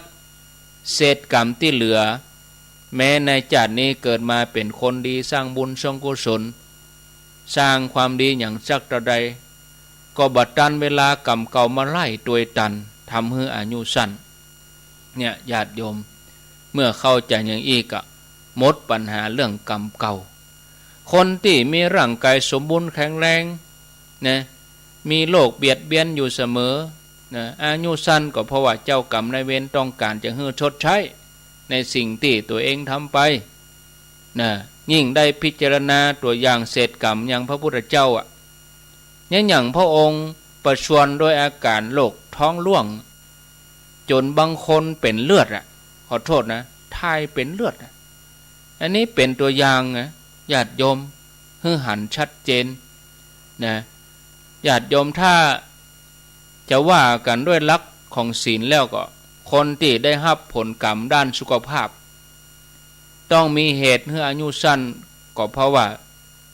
ผิดศีลข้อหนึ่งชอบฆ่าสัตว์เบียดเบียนผู้อื่นเพื่อได้รับความทุกข์กายเป็นประจำนี่อันนี้มันเป็นอย่างอี้นี่ญาติโยมเรื่องจริงอย่างหนึ่งที่ว่ามีหลายคนที่พอจะหาทรัพย์ได้มานักแต่ว่ากับว่าบ่สามารถที่จะเก็บรักษาทรัพย์นั้นไว้ได้มีเหตุจะต้องสูญเสียไปหามาได้จ่ายไปเท่านั้นหามาได้จ่ายไปเท่านี้มีอุบัติเหตุเกิดขึ้นที่จะต้องให้สูญเสียทรัพย์ไปคำว่าอุบัติเหตุนี่บ่ได้หมายถึงว่า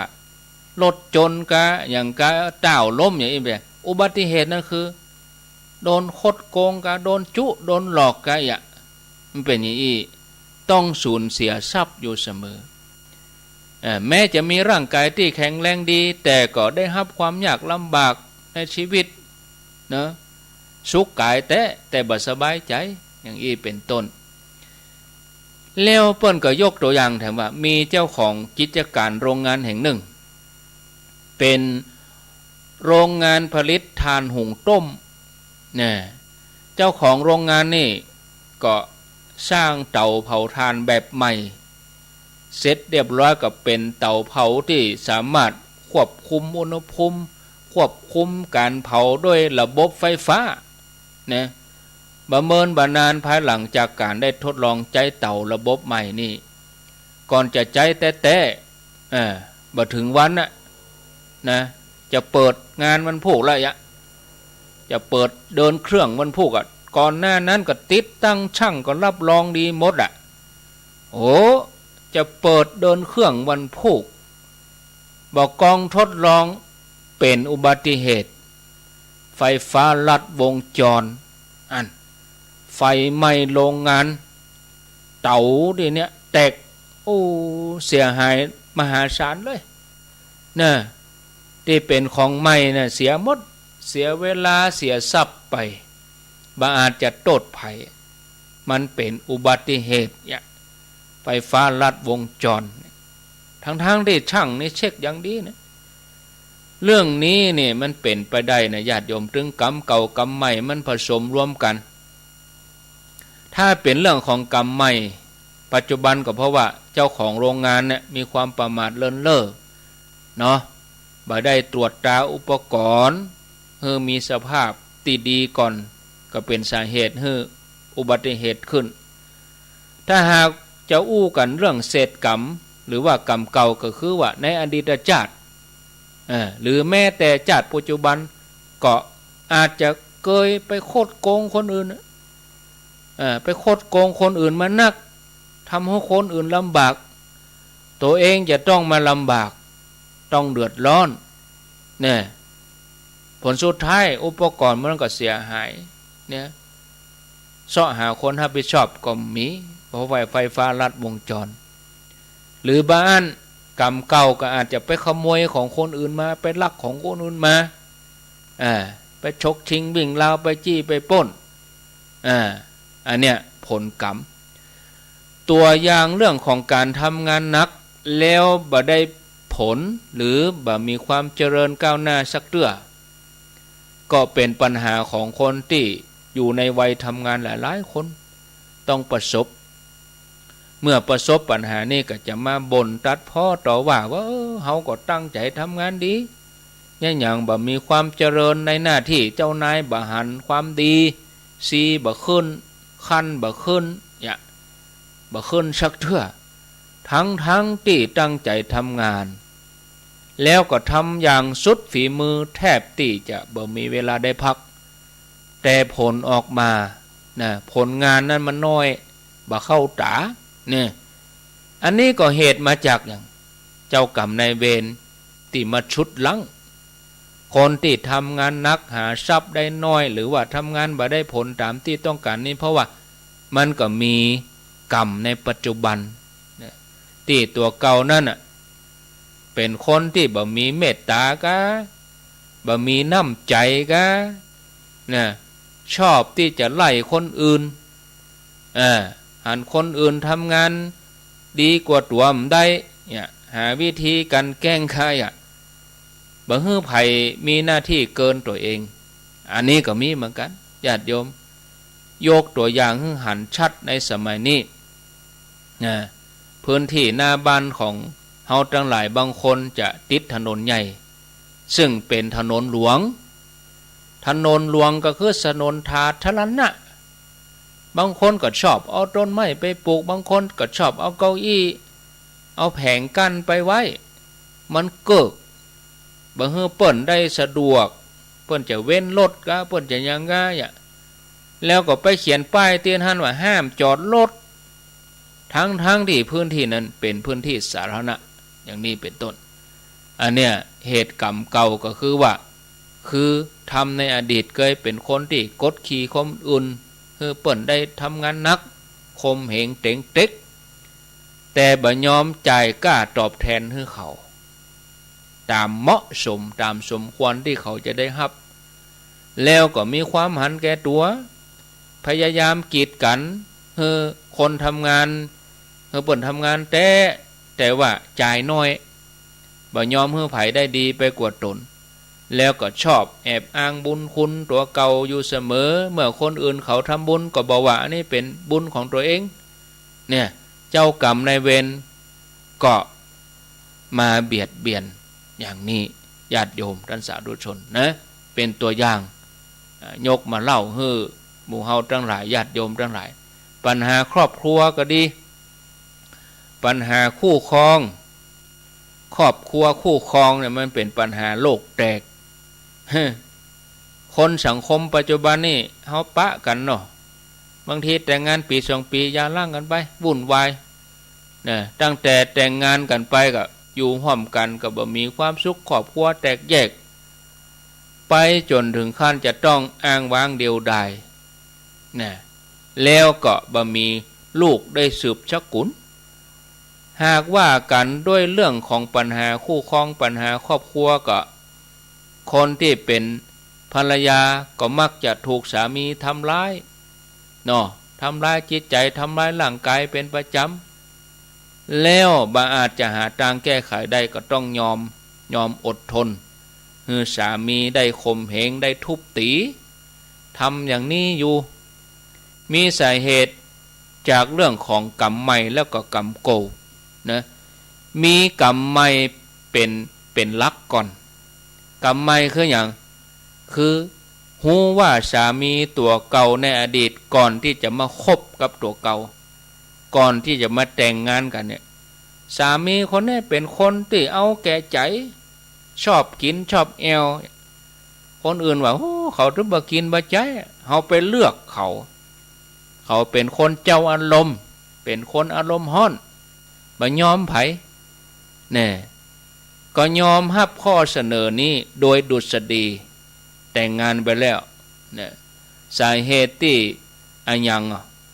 มีอันยังมาบังตาทำให้เฮาบ่หันความเลวร้ายความร้ายกาจของเขามันซ่อนอยู่ในหั่นนี่แถมสาเหตุหนึ่งก็คือกรรมบดีของตัวเก่าเนี่ยที่พอบ่หันภรรยาก็เป็นคนฮักสนุกชอบแอวกลางคืนติดเจ้ามูเล่นการพนันดื่มกะสุราบ่ใส่ใจลูกบ่ใส่ใจการบ้านติดการพนันบ่ดูแลครอบครัวคบหาใจอื่นอันเนี้ยกรรมปัจจุบันก็เป็นเหตุให้ผู้เป็นสามีนี่อารมณ์ร้อนก็เดียวก็ตาปามไป ครอบครัวแตกแยกลูกก็ให้กินข้าวก็บ่อิ่มกินข้าวไปกับพ่อแม่พิษกันกินข้าวกับน้ำตาครอบครัวอยู่บ่เป็นสุขอันนี้ก็คือกรรมปัจจุบันถ้าว่าในแง่กรรมเก่ารอนะที่แม้ว่าตัวเก่าจะประพฤติดีเนาะเป็นแม่สีเรือนทำหน้าที่อย่างสมบูรณ์ก็ยังเบาวายโดนป้อใจหาเรื่องเนี่ยเดือดร้อนมีปัญหากันในครอบครัวบ่มีติสิ้นสุดก็เดี๋ยวก็ปกหัวปิกก็เดี๋ยวไปง้อปิกมาแถมเนี่ยมดดำเกียดเฮือกองหลัวกาบใครไปแล้วก็กาบปิกมาอันนี้ญาติโยมเนื่องจากกรรมเก่ามีเจ้ากรรมนายเวรตัวมาเพื่อจะให้เฮาใจนี้ต้องชดใช้ยกตัวอย่างในอดีตเคยเป็นคนที่ไปยุยงครอบครัวคนอื่นเพื่อเปิ่นแตกแยกกันนี่บอกว่าการกระทำตั้งกายการกระทำตั้งวาจาการกระทำตั้งใจเรื่องครอบครัวคนอื่นก็ยุยงครอบครัวตัวเองก็มียุยงให้ผัวยุยงให้สามีจังป่อผัวจังแม่ผัวยุยงให้คู่ครองคนอื่นเนี่ยพิษใจกันนี่ชอบสนชอบซอชอบแซนี่เป็นสาเหตุให้คนทะเลาะกันถึงขั้นลงไม้ลงมือหรือบางอันก็ใจกำอูส่อเสียดนะอันเนี้ยเลยเป็นกรรมนี่แล้วก็หันเป็นความสนุกสนานหากเป็นผู้ที่มีกรรมบ่มีคู่ครองมีคู่ครองแล้วบ่มีลูกนะตึงชาติปัจจุบันก็ประพฤติตัวเก่าบ่ได้อยู่ในศีลข้อที่3เหตุนี้เจ้ากรรมนายเวรต้องการบ่ให้มีคู่ครองต้องการบ่ให้มีลูกสืบสกุลเนื่องจากอดีตเคยไปผิดลูกผิดเมียคนอื่นผิดสามีคนอื่นเนี่ยหาคู่ครองบ่ได้คู่ครองก็เกิดความเจ็บช้ำน้ำใจแถมฝ่ายหนึ่งก็อาฆาตสาปแช่งเนี่ยหรือบางอันนะก็ได้ทำกรรมนักไว้เนี่ยทำกรรมนักคือได้ทำลายชีวิตลูกเมียผู้อื่นโดยเจตนาเมื่อได้หับลูกหับโทษแล้วต้องไปสังเวยชีวิตนะในชาติถัดไปเศษกรรมอันเนี้ยเหลืออยู่ก็ส่งผลมาถึงปัจจุบันก็จะต้องบ่มีกู้บ่มีลูกเนี่ยบ่ต้องสงสัยเลยญาติโยมหรือญาติโยมเจ้ากรรมนายเวรเนี่ยเปิ้นจะฮื้อใจเนี่ยเปิ้นจะฮื้อชดใช้น่ะญาติโยมท่านสาธุชนท่านทั้งหลายเนาะไปก็พอเวลาบัดนี้4 โมงครึ่งแล้วอันเจ้ากรรมนายเวรพระพุทธเจ้ามีตัวอย่างก่อท่านอาจารย์เล่าเหี่ยช่างน้อยก็เดียวญาติโยมจะว่าโอ้บ่มีอันหยังมายืนยันท่านลอยกะเลื่อนลอยกะมีเนอะญาติโยมเนอะเล่าให้ฟังเนาะ เล่าให้ญาติโยมเขาฟังตัวอย่างที่สำคัญที่สุดในเรื่องเจ้ากรรมนายเวรนี้ก็คือเรื่องราวของพระสัมมาสัมพุทธเจ้าของเฮาในชาติสุดท้ายพระองค์ก็ได้รับผลกรรมนั่นตัวบัดต่างจากคนอื่นอันนี้ปรากฏในพระสุตตันตปิฎกเล่มที่24พระไตรปิฎกเล่มที่32พระสุตตันตปิฎกเล่มที่24ปรากฏในคุถกนิกายอุปทานภาคที่1ซึ่งจะนำมาถ้าว่าบปอก็ก้อยไปต่อวันศุกร์มีหลายเรื่องอยู่นะญาติโยมบปอเวลาปอก็ไปต่อกันวันศุกร์นี่ญาติโยมคงจะหู้จากเรื่องพุทธประวัติหรือหลายท่านเคยได้ฟังครูบาอาจารย์ได้กล่าวได้อยู่การที่พระพุทธเจ้าเฮานี่ต้องใช้เวลายาวนานถึง6 ปีหลังจากออกบวชแล้วก็ไปแสวงหาธรรมไปประพฤติตามรูปแบบต่างๆเข้าสำนักเดรัจฉีพ่องไปตังโยคีพ่องนะแล้วก็ต้องมาทุกเวทนาแสนสาหัสที่ตำบลอุรุเวลาเสนานิคมจนกระทั่งพระองค์ใจวิธีสุดท้ายคือการอดอาหารบำเพ็ญทุกขกิริยาใช้เวลา49 วันเกือบสิ้นพระชนม์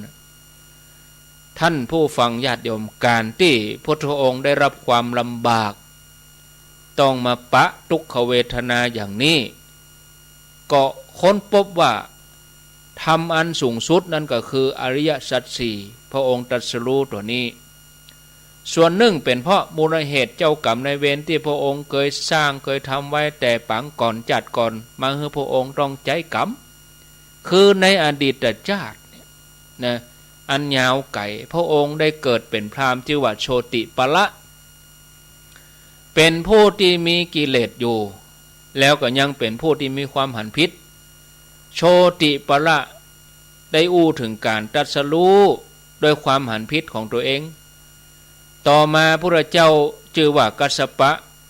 นะว่าการตรัสรู้ของพระองค์นั้นเป็นการทำได้ยากแล้วการที่พระกัสสปะพระเจ้าทรงตรัสรู้ได้นะบัดน่าจะแสวงหาได้โดยการนั่งอยู่เปื้อนต้นโพนี้โชติปละกล่าวอย่างอี้เนี่ยโดยผลแห่งการกล่าวความหันพิษนะชาติสุดท้ายพระองค์ก็จะต้องได้รับผลความลำบากกว่าจะบรรลุธรรมก็ลงพิษไปนักไปปฏิบัติตามลัทธิอื่นเป็นเวลาเมิ้นถึง6 ปีกว่าจะเข้าตีกว่าจะจับเมื่อเปลี่ยนวิธีมาเดินทางสายกลางแล้วก็ยังถูกเหล่าปัญจวัคคีย์กล่าวโทษว่าเป็นผู้มากเป็นผู้ละความเพียรปัญจวัคคีย์ก็ทอดทิ้งไปเสียปัญจวัคคีย์นี่ทอดทิ้งไปแหมแต่ภายหลังมาพระองค์ตรัสรู้ก็สามารถโปรดปัญจวัคคีย์ได้หูธรรมแล้วแถมเรื่องหนึ่งเหตุที่พระองค์ถูกใส่ความต้นเหตุมาจากนางสุนทรีกานางสุนทรีเนี่ยอันเดียวกันนะตอนที่พระองค์ถูกใส่ความจากนักบวชเดรัจฉีนักบวชเดรัจฉีนี่ต้องการใส่ความเพื่อเกิดความเสื่อมเสียแก่พระพุทธเจ้าพร้อมกับสาวกทั้งหลายที่เปิ่นพักอยู่ที่วัดพระจิตรวันโดยหมู่เดรัจฉีนี่มีจุดมุ่งหมายทำลายพุทธศาสนาหวังให้เจ้าบ้านเสื่อมศรัทธาแล้วก็หันมานับถือลัทธิของตนหมู่เดรัจฉีก็ได้จ้างนางสุนทรีกาปลอมตัวเป็นนักบวชแม่ยิงนุ่งขาวทำทีทำท่าเวลาคนออกวัดตัวเธอนี่ก็เดินสวนทางเข้าวัดเวลาคนเดินออกวัดเธอก็เดินสวนกันทำทีทำท่าว่าไปค้างคืนที่วัดเขาก็ว่าไปไหนมะก็ไปนอนในวัดเปล่าอนอนด้วยไผนอนด้วยพระพุทธเจ้านี่ทำอย่างนี้จนคนหลงผิดในเวลาใกล้แจ้งนางสุนทรีก็ทำทีทำท่าเดินกระโผกกระเพกออกจากวัดมาแล้วก็จงใจที่จะให้คนปะคนหัน เรื่องนี้ก็เริ่มอู้กันกว้างขึ้นเกิดความคลันแข็งสงสัยหมู่ได้ละทีว่าอ้าวเดี๋ยวนี้เรื่องมันฮ้อนเต็มที่ละได้เวลาละเขาจะทำร้ายชื่อเสียงพระเจ้าให้สิ้นซากหมู่เดลทีก็ไปจ้างนักเลงมอมเหล้านักเลงสุรามอมเหล้าเสร็จแล้วก็ไปสังหารฆ่านางสุนทรีตาย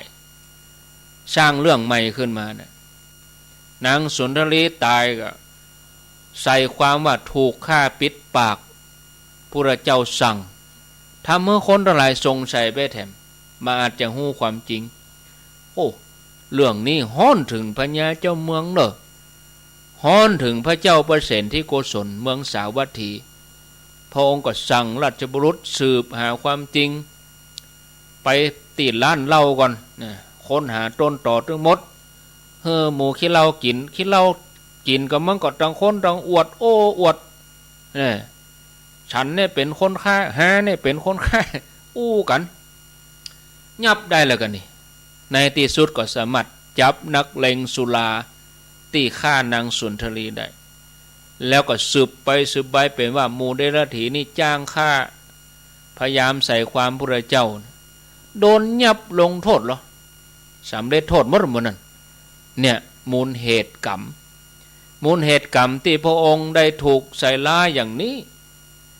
ก็มีอยู่2เหตุการณ์ที่ทำให้หมู่เดรัจฉีมาเป็นเจ้ากรรมนายเวรมารังควานพระเจ้าในชาติสุดท้ายก็มีอยู่2เหตุที่1นี่ในอดีตชาติของพระพุทธเจ้าเปิ้นก็เคยเป็นนักเลงเหมือนกันนะชื่อว่าปุนาลีได้ใส่ความ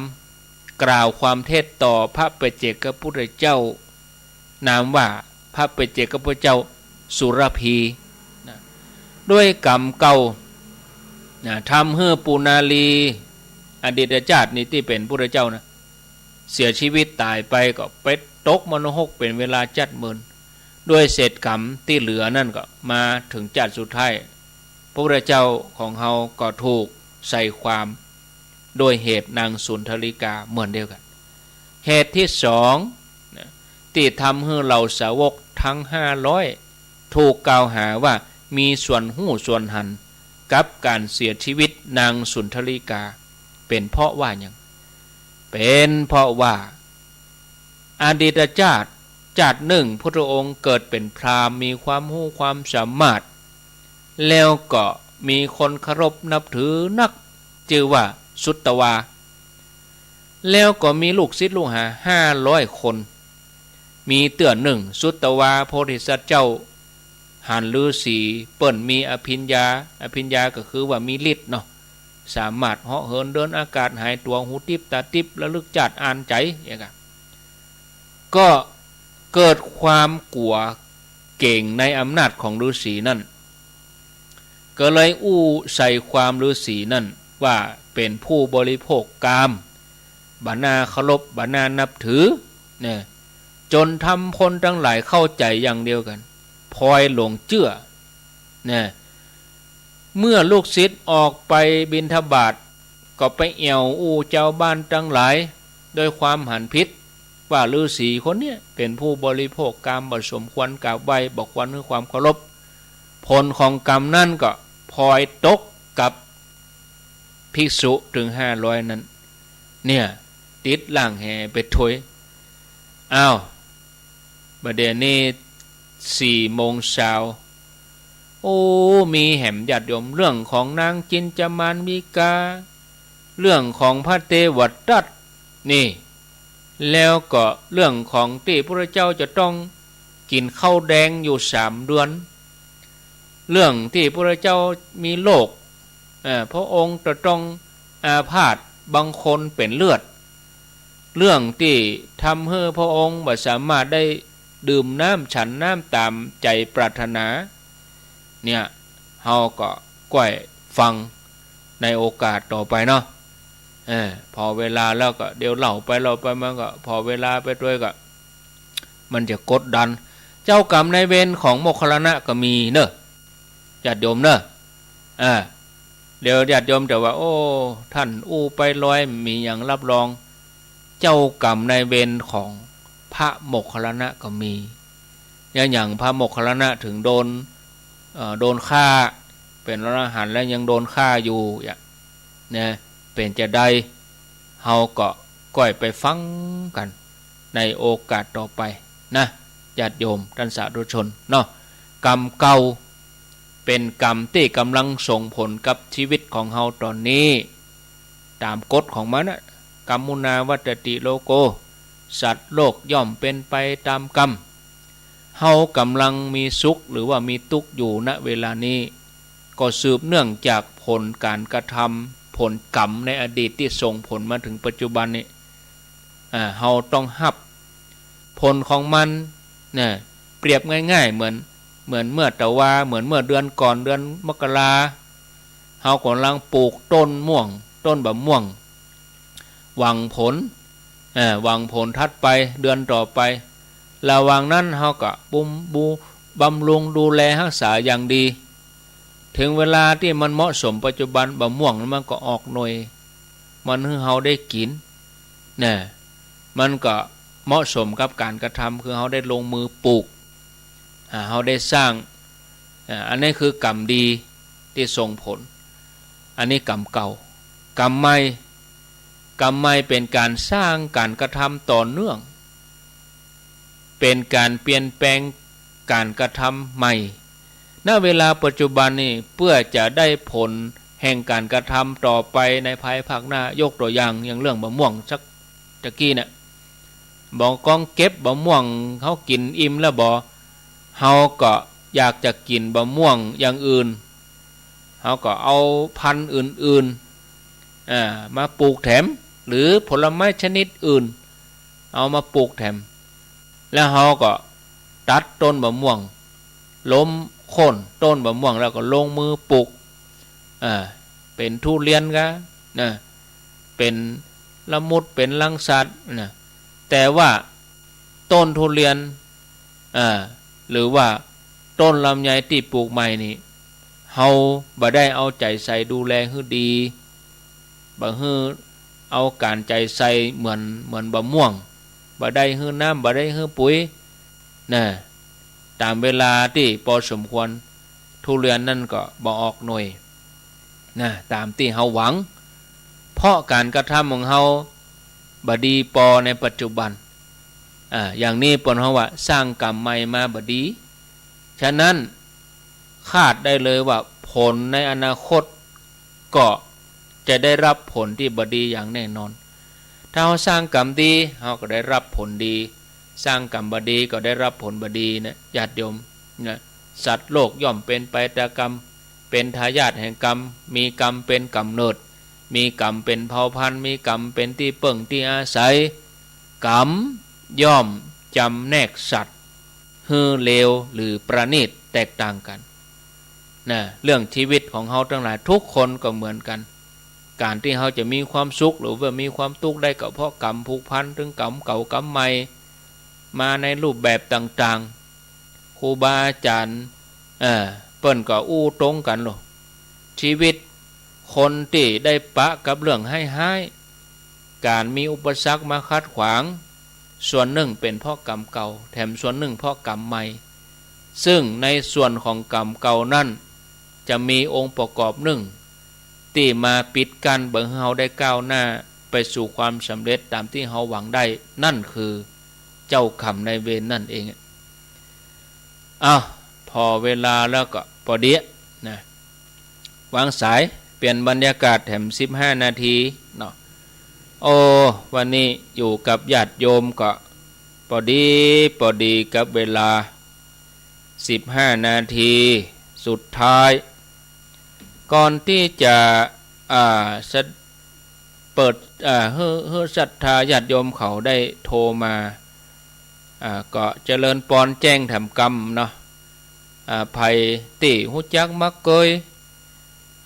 ป่อพิรุณนามสกุลธรรมวังป่อพิรุณธรรมวังอายุได้96 ปีเปิ้นได้ถึงแก่กรรมเสียชีวิตลงวันนี้เมื่อเจ้า แล้วก็ตอนนี้ตั้งญาติเพื่อก็นำศพสรีระร่างของปอพิรุณธรรมวังตั้งศพบำเพ็ญกุศลไว้ที่ศาลาบำเพ็ญบุญหน้าวัดบุพพารามวัดแม่กุ้งบกตำบลสันกลางอำเภอสันปะตองจังหวัดเชียงใหม่จะชาปนกิจประชุมเพลิงในวันที่5กุมภาพันธ์วันอาทิตย์ที่5กุมภาพันธ์ทรงสการตานคาบในวันที่5กุมภาพันธ์เนอะส่วนญาติโยมที่จะไปก็เฮาอยู่ไกลอย่าไปวันนี้ก็ได้ไปวันพุธก็ได้แต่ถ้าเฮาอย่าไปห่วมกันนี่ก็ในนามเคลื่อนสีขาวเฮาก็คนที่สะดวกไปแมลงก็เวลาบ่าย3โมงวันที่4ซึ่งเป็นวันดาเป็นวันเสาร์ก็ปากันไปคนสะดวกไปแมลงก็บ่าย3โมง4โมงนี่เนอะนะส่วนไผ่ที่สะดวกเมื่อคืนก็ครูบาอาจารย์เขาเพิ่นจะไปเมื่อคืนกันนะอาตมาเขาก็จะไปเมื่อคืนอาตมาก็ถึงได้ไปถึงแมลงเพราะว่านัดสถานแมลงก็ไปแมลงอาตมาจะไป3-4โมงแล้วนะแล้วก็อยู่รวดเลยอยู่รวดเมื่อคืนไปเลยนะไผ่จะไปแมลงอาบน้ำเรียบร้อยเนอะ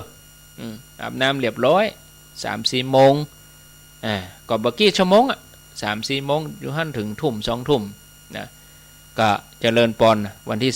4ถ้าจะไปก็ขอเจริญปอนเนอร์ปอพิรุณธรรมวังบ้านแม่กุ้งบกเปิ่นได้ถึงแก่กรรมเสียชีวิตไปแล้วก็จะส่งสการตานคาบในวันที่5กุมภาพันธ์นะ16:48 นาทีอ้าวไผจะอู้จ๋าไผจะสนทนาแจ้งผลการรับฟังกาอีเนาะอยู่ที่ไหนจังใดบ้านอยู่ไหนอำเภอหยังตำบลหยังก็โทรศัพท์เข้ามาที่เบอร์นี้0998366322เอารายใหม่เน่ะ12ท่านที่ช่วงแรกนี่ก็สงวนไว้ก่อนเนาะเอาคนใหม่กันเอาคนที่โทรช่วงแรกตะกี้แล้วก็เอาปั่นตาให้คนใหม่มาบาอนุญาตให้มีรอบ2เจริญพรโทษจากที่ไหนดอยขะหม้อครับผมมะเขือแจ้ครับดอยขะหม้อครับผมมะเขือแจ้ครับฟังชัดเจนดีเนาะครับ104ชัดเจนดีครับดีละ104อยู่ดีมีสุขครับไว้ช้าครับสาธุเจริญพรไว้สาเจ้าโทษจากที่ไหนโทษจากบ้านวังหม้อนาวสีดีเจ้านะเจ้าวังหม้อเนาะเจดีเซาเจดีเซาลำปางพุ่นกะเจ้าได้ยินทีก่อชัดดีก่อชัดเจนดีเจ้าฟังบุญยวาดเจ้าขึ้นบุญยวาดเนี่ยเนาะแล้วเมื่อก่อนแม่ฟังอย่างมีธรรมะฟังอย่างอีก่อเมื่อก่อนฟังมาเหมือนหลายปีแล้วเจ้าหมายถึงรายการเวลาเนี่ยเมื่อก่อนเนี่ยพังเวลาเจ้าทุกตัวเนาะเข้าใจต่างกันเป็นยังนานาชนชาติโมทนาอธิบายไปเข้าใจคนละอย่างอาตมาหมายถึงว่ารายการเวลาเนี่ยอาตมาเนี่ยรายการครูบาอาจารย์อาตมากันเนี่ยแม่ฟังมาบนละกาแล้วก็ก่อนหน้านั่นนี่ได้ฟังเนาะเป็นรายการยังรายการอาตมาก็ฟังมันสวัสดีสาธุเจริญพรเขาถามมาเข้าใจก็เนาะขอโทษเนอะเจริญพรกราบนมัสการเจ้าท่านพระครูจากที่ไหนจากบ้านบุญเกิดตำบลพระบาทอำเภอเมืองจังหวัดลำปางเจ้าบ้านบุญเกิดลำปางเอาคำถามเดิมคำถามโยมแม่แต่เกี่ยก่อนหน้านั้นนี่ก่อนที่จะมาฟังธรรมะนี่ไปฟังอะไรอย่างกันที่ไหนมันได้ฟังกันกะช่วงก่อนหน้าคือโยมฟังมาประมาณสัก4 ปลายตอนหน้านั่นโยมกะ จะดูพวกใน YouTube พ่ออ่านหนังสือเจ้าส่วนใหญ่จะอ่านหนังสือธรรมะเจ้าแต่ฟังธรรมเวลาอย่างอี้นี่มาเจ้าก็มาแรงกันอี้ก็หามาฟังกันนี่เนาะเจ้าโยมฟังได้ประมาณสัก4 กว่าๆเนี่ยเจ้ากำลังตื่นตัวกันเนาะเจ้าโอ้เปิ้นบุญญาวาสนี่เปิ้นลิงบ่ถึง3 เดือนเด้อเหรอ4 เดือนอยู่กะกำลัง4 เดือนอยู่เจ้าใช่แต่ว่ามันตอนนั้นตี 3มันฟังก่อนนะเจ้าอนุโมทนาก็เลยฟังนะเจ้าดีกะเสมอนี่กะอ่านหนังสือเอาเจ้าอ่านหนังสือธรรมะเอาเดี๋ยวนี้ได้ฟังอย่างอี้ก็ม่วนอกม่วนใจเนาะเจ้าสาธุเจริญพรเจริญพรเจ้าสาธุท่านพระครูโทษจากที่ไหนที่แม่ซุกโทรมาจากลำปางเจ้าบ้านดอนตันจังหวัดลำปางเจ้าดอนตันนี่อำเภอหยังดอนตันแถดอนตันมันแถดอนตันอำเภอเมืองจังหวัดลำปางเจ้าวันนั้นแม่ไปมจรก่อเจ้าไป1ไปน่ะอันแม่ไปวันชื่อเกษาเจ้าป้ากันแซ่บกรรมเนาะเจ้าได้เจอเฮาไป27ว่าเจ้าไปเจอท่านที่อันวัดปุ่นที่สร้างศาลาพุ่นน่ะเจ้าที่ไหนเจ้าที่อันเนี่ยก็ม่อนสีสองเมืองกะเจ้าไปดอยนางแก้วกะบ่ที่ไหนนั่นแม่ขี้ลืมเป็นยังแล้วไปอูก็ท่านมหาสมศักดิ์นะว่าท่านเป็นตัวน้อยอย่าฟังเสียงแกเนี่ยวันที่28นะคนหลายอยู่กะคนนักอยู่เนาะสืบชะตาคนหลายอยู่กะ28เจ้านี่หลายอยู่เจ้าโมทนาแต่ว่าพอท่านมาวันก่อนนี่แม่ไปก้อยปะกันโอกาสหน้าเนาะ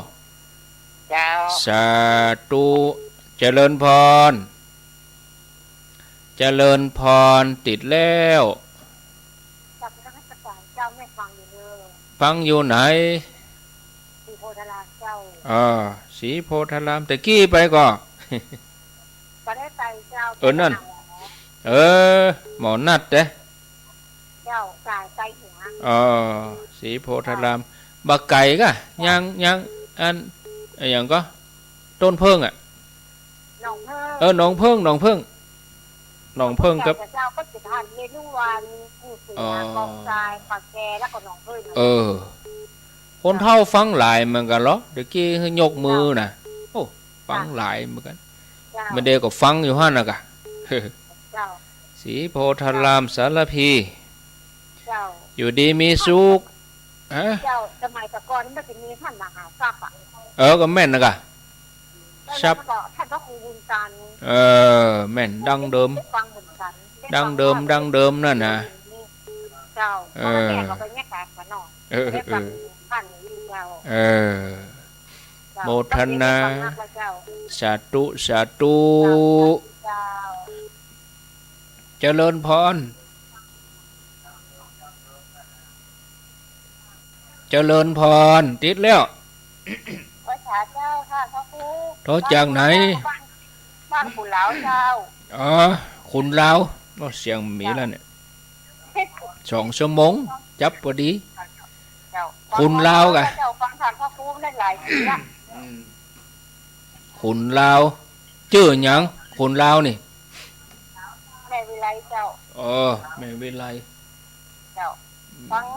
งเหมือนเมื่อท่านพ่อครูจักเมื่อใหม่ๆแล้วอนุโมทนาเด้อสาธุช่วงที่2นี่ได้หมด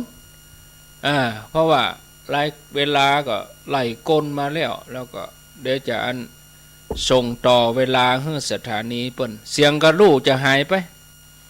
บึดจะบ่ไหวถ้าไปฝืนนะเดี๋ยวพักให้ 2-3 ชั่วโมงพักประมาณ 3-4 ชั่วโมงเดี๋ยว2 ทุ่มก็มาปะกันแถมเนาะขอบคุณทุกท่านทุกคนเด้อบึดก็ปะกันส่วนมจรนี่ก็ฟังท่านมหาบวรวิทย์ ถ้าจะฟังอาตมาก็ไหลไปที่สถานีของทีมงานคุณดารุณีไหลซ่อหาเตอะตึงปะลำปางนี่มี3คลื่นกันตั้งแต่เมืองปานตั้งแต่อำเภอเมืองศพปราบก็มีแม่ทะก็มีเนอะไหลซ่อหาบึดนะ2 ทุ่มถึง4 ทุ่มก็ไหลซ่อหากันเอาเบิ้ลเมื่อคืนจะมาเล่านิทานให้ฟังเนาะสำหรับวันนี้ขอนำรายการจากลาศรัทธาไปก่อนโชคดีมีใจ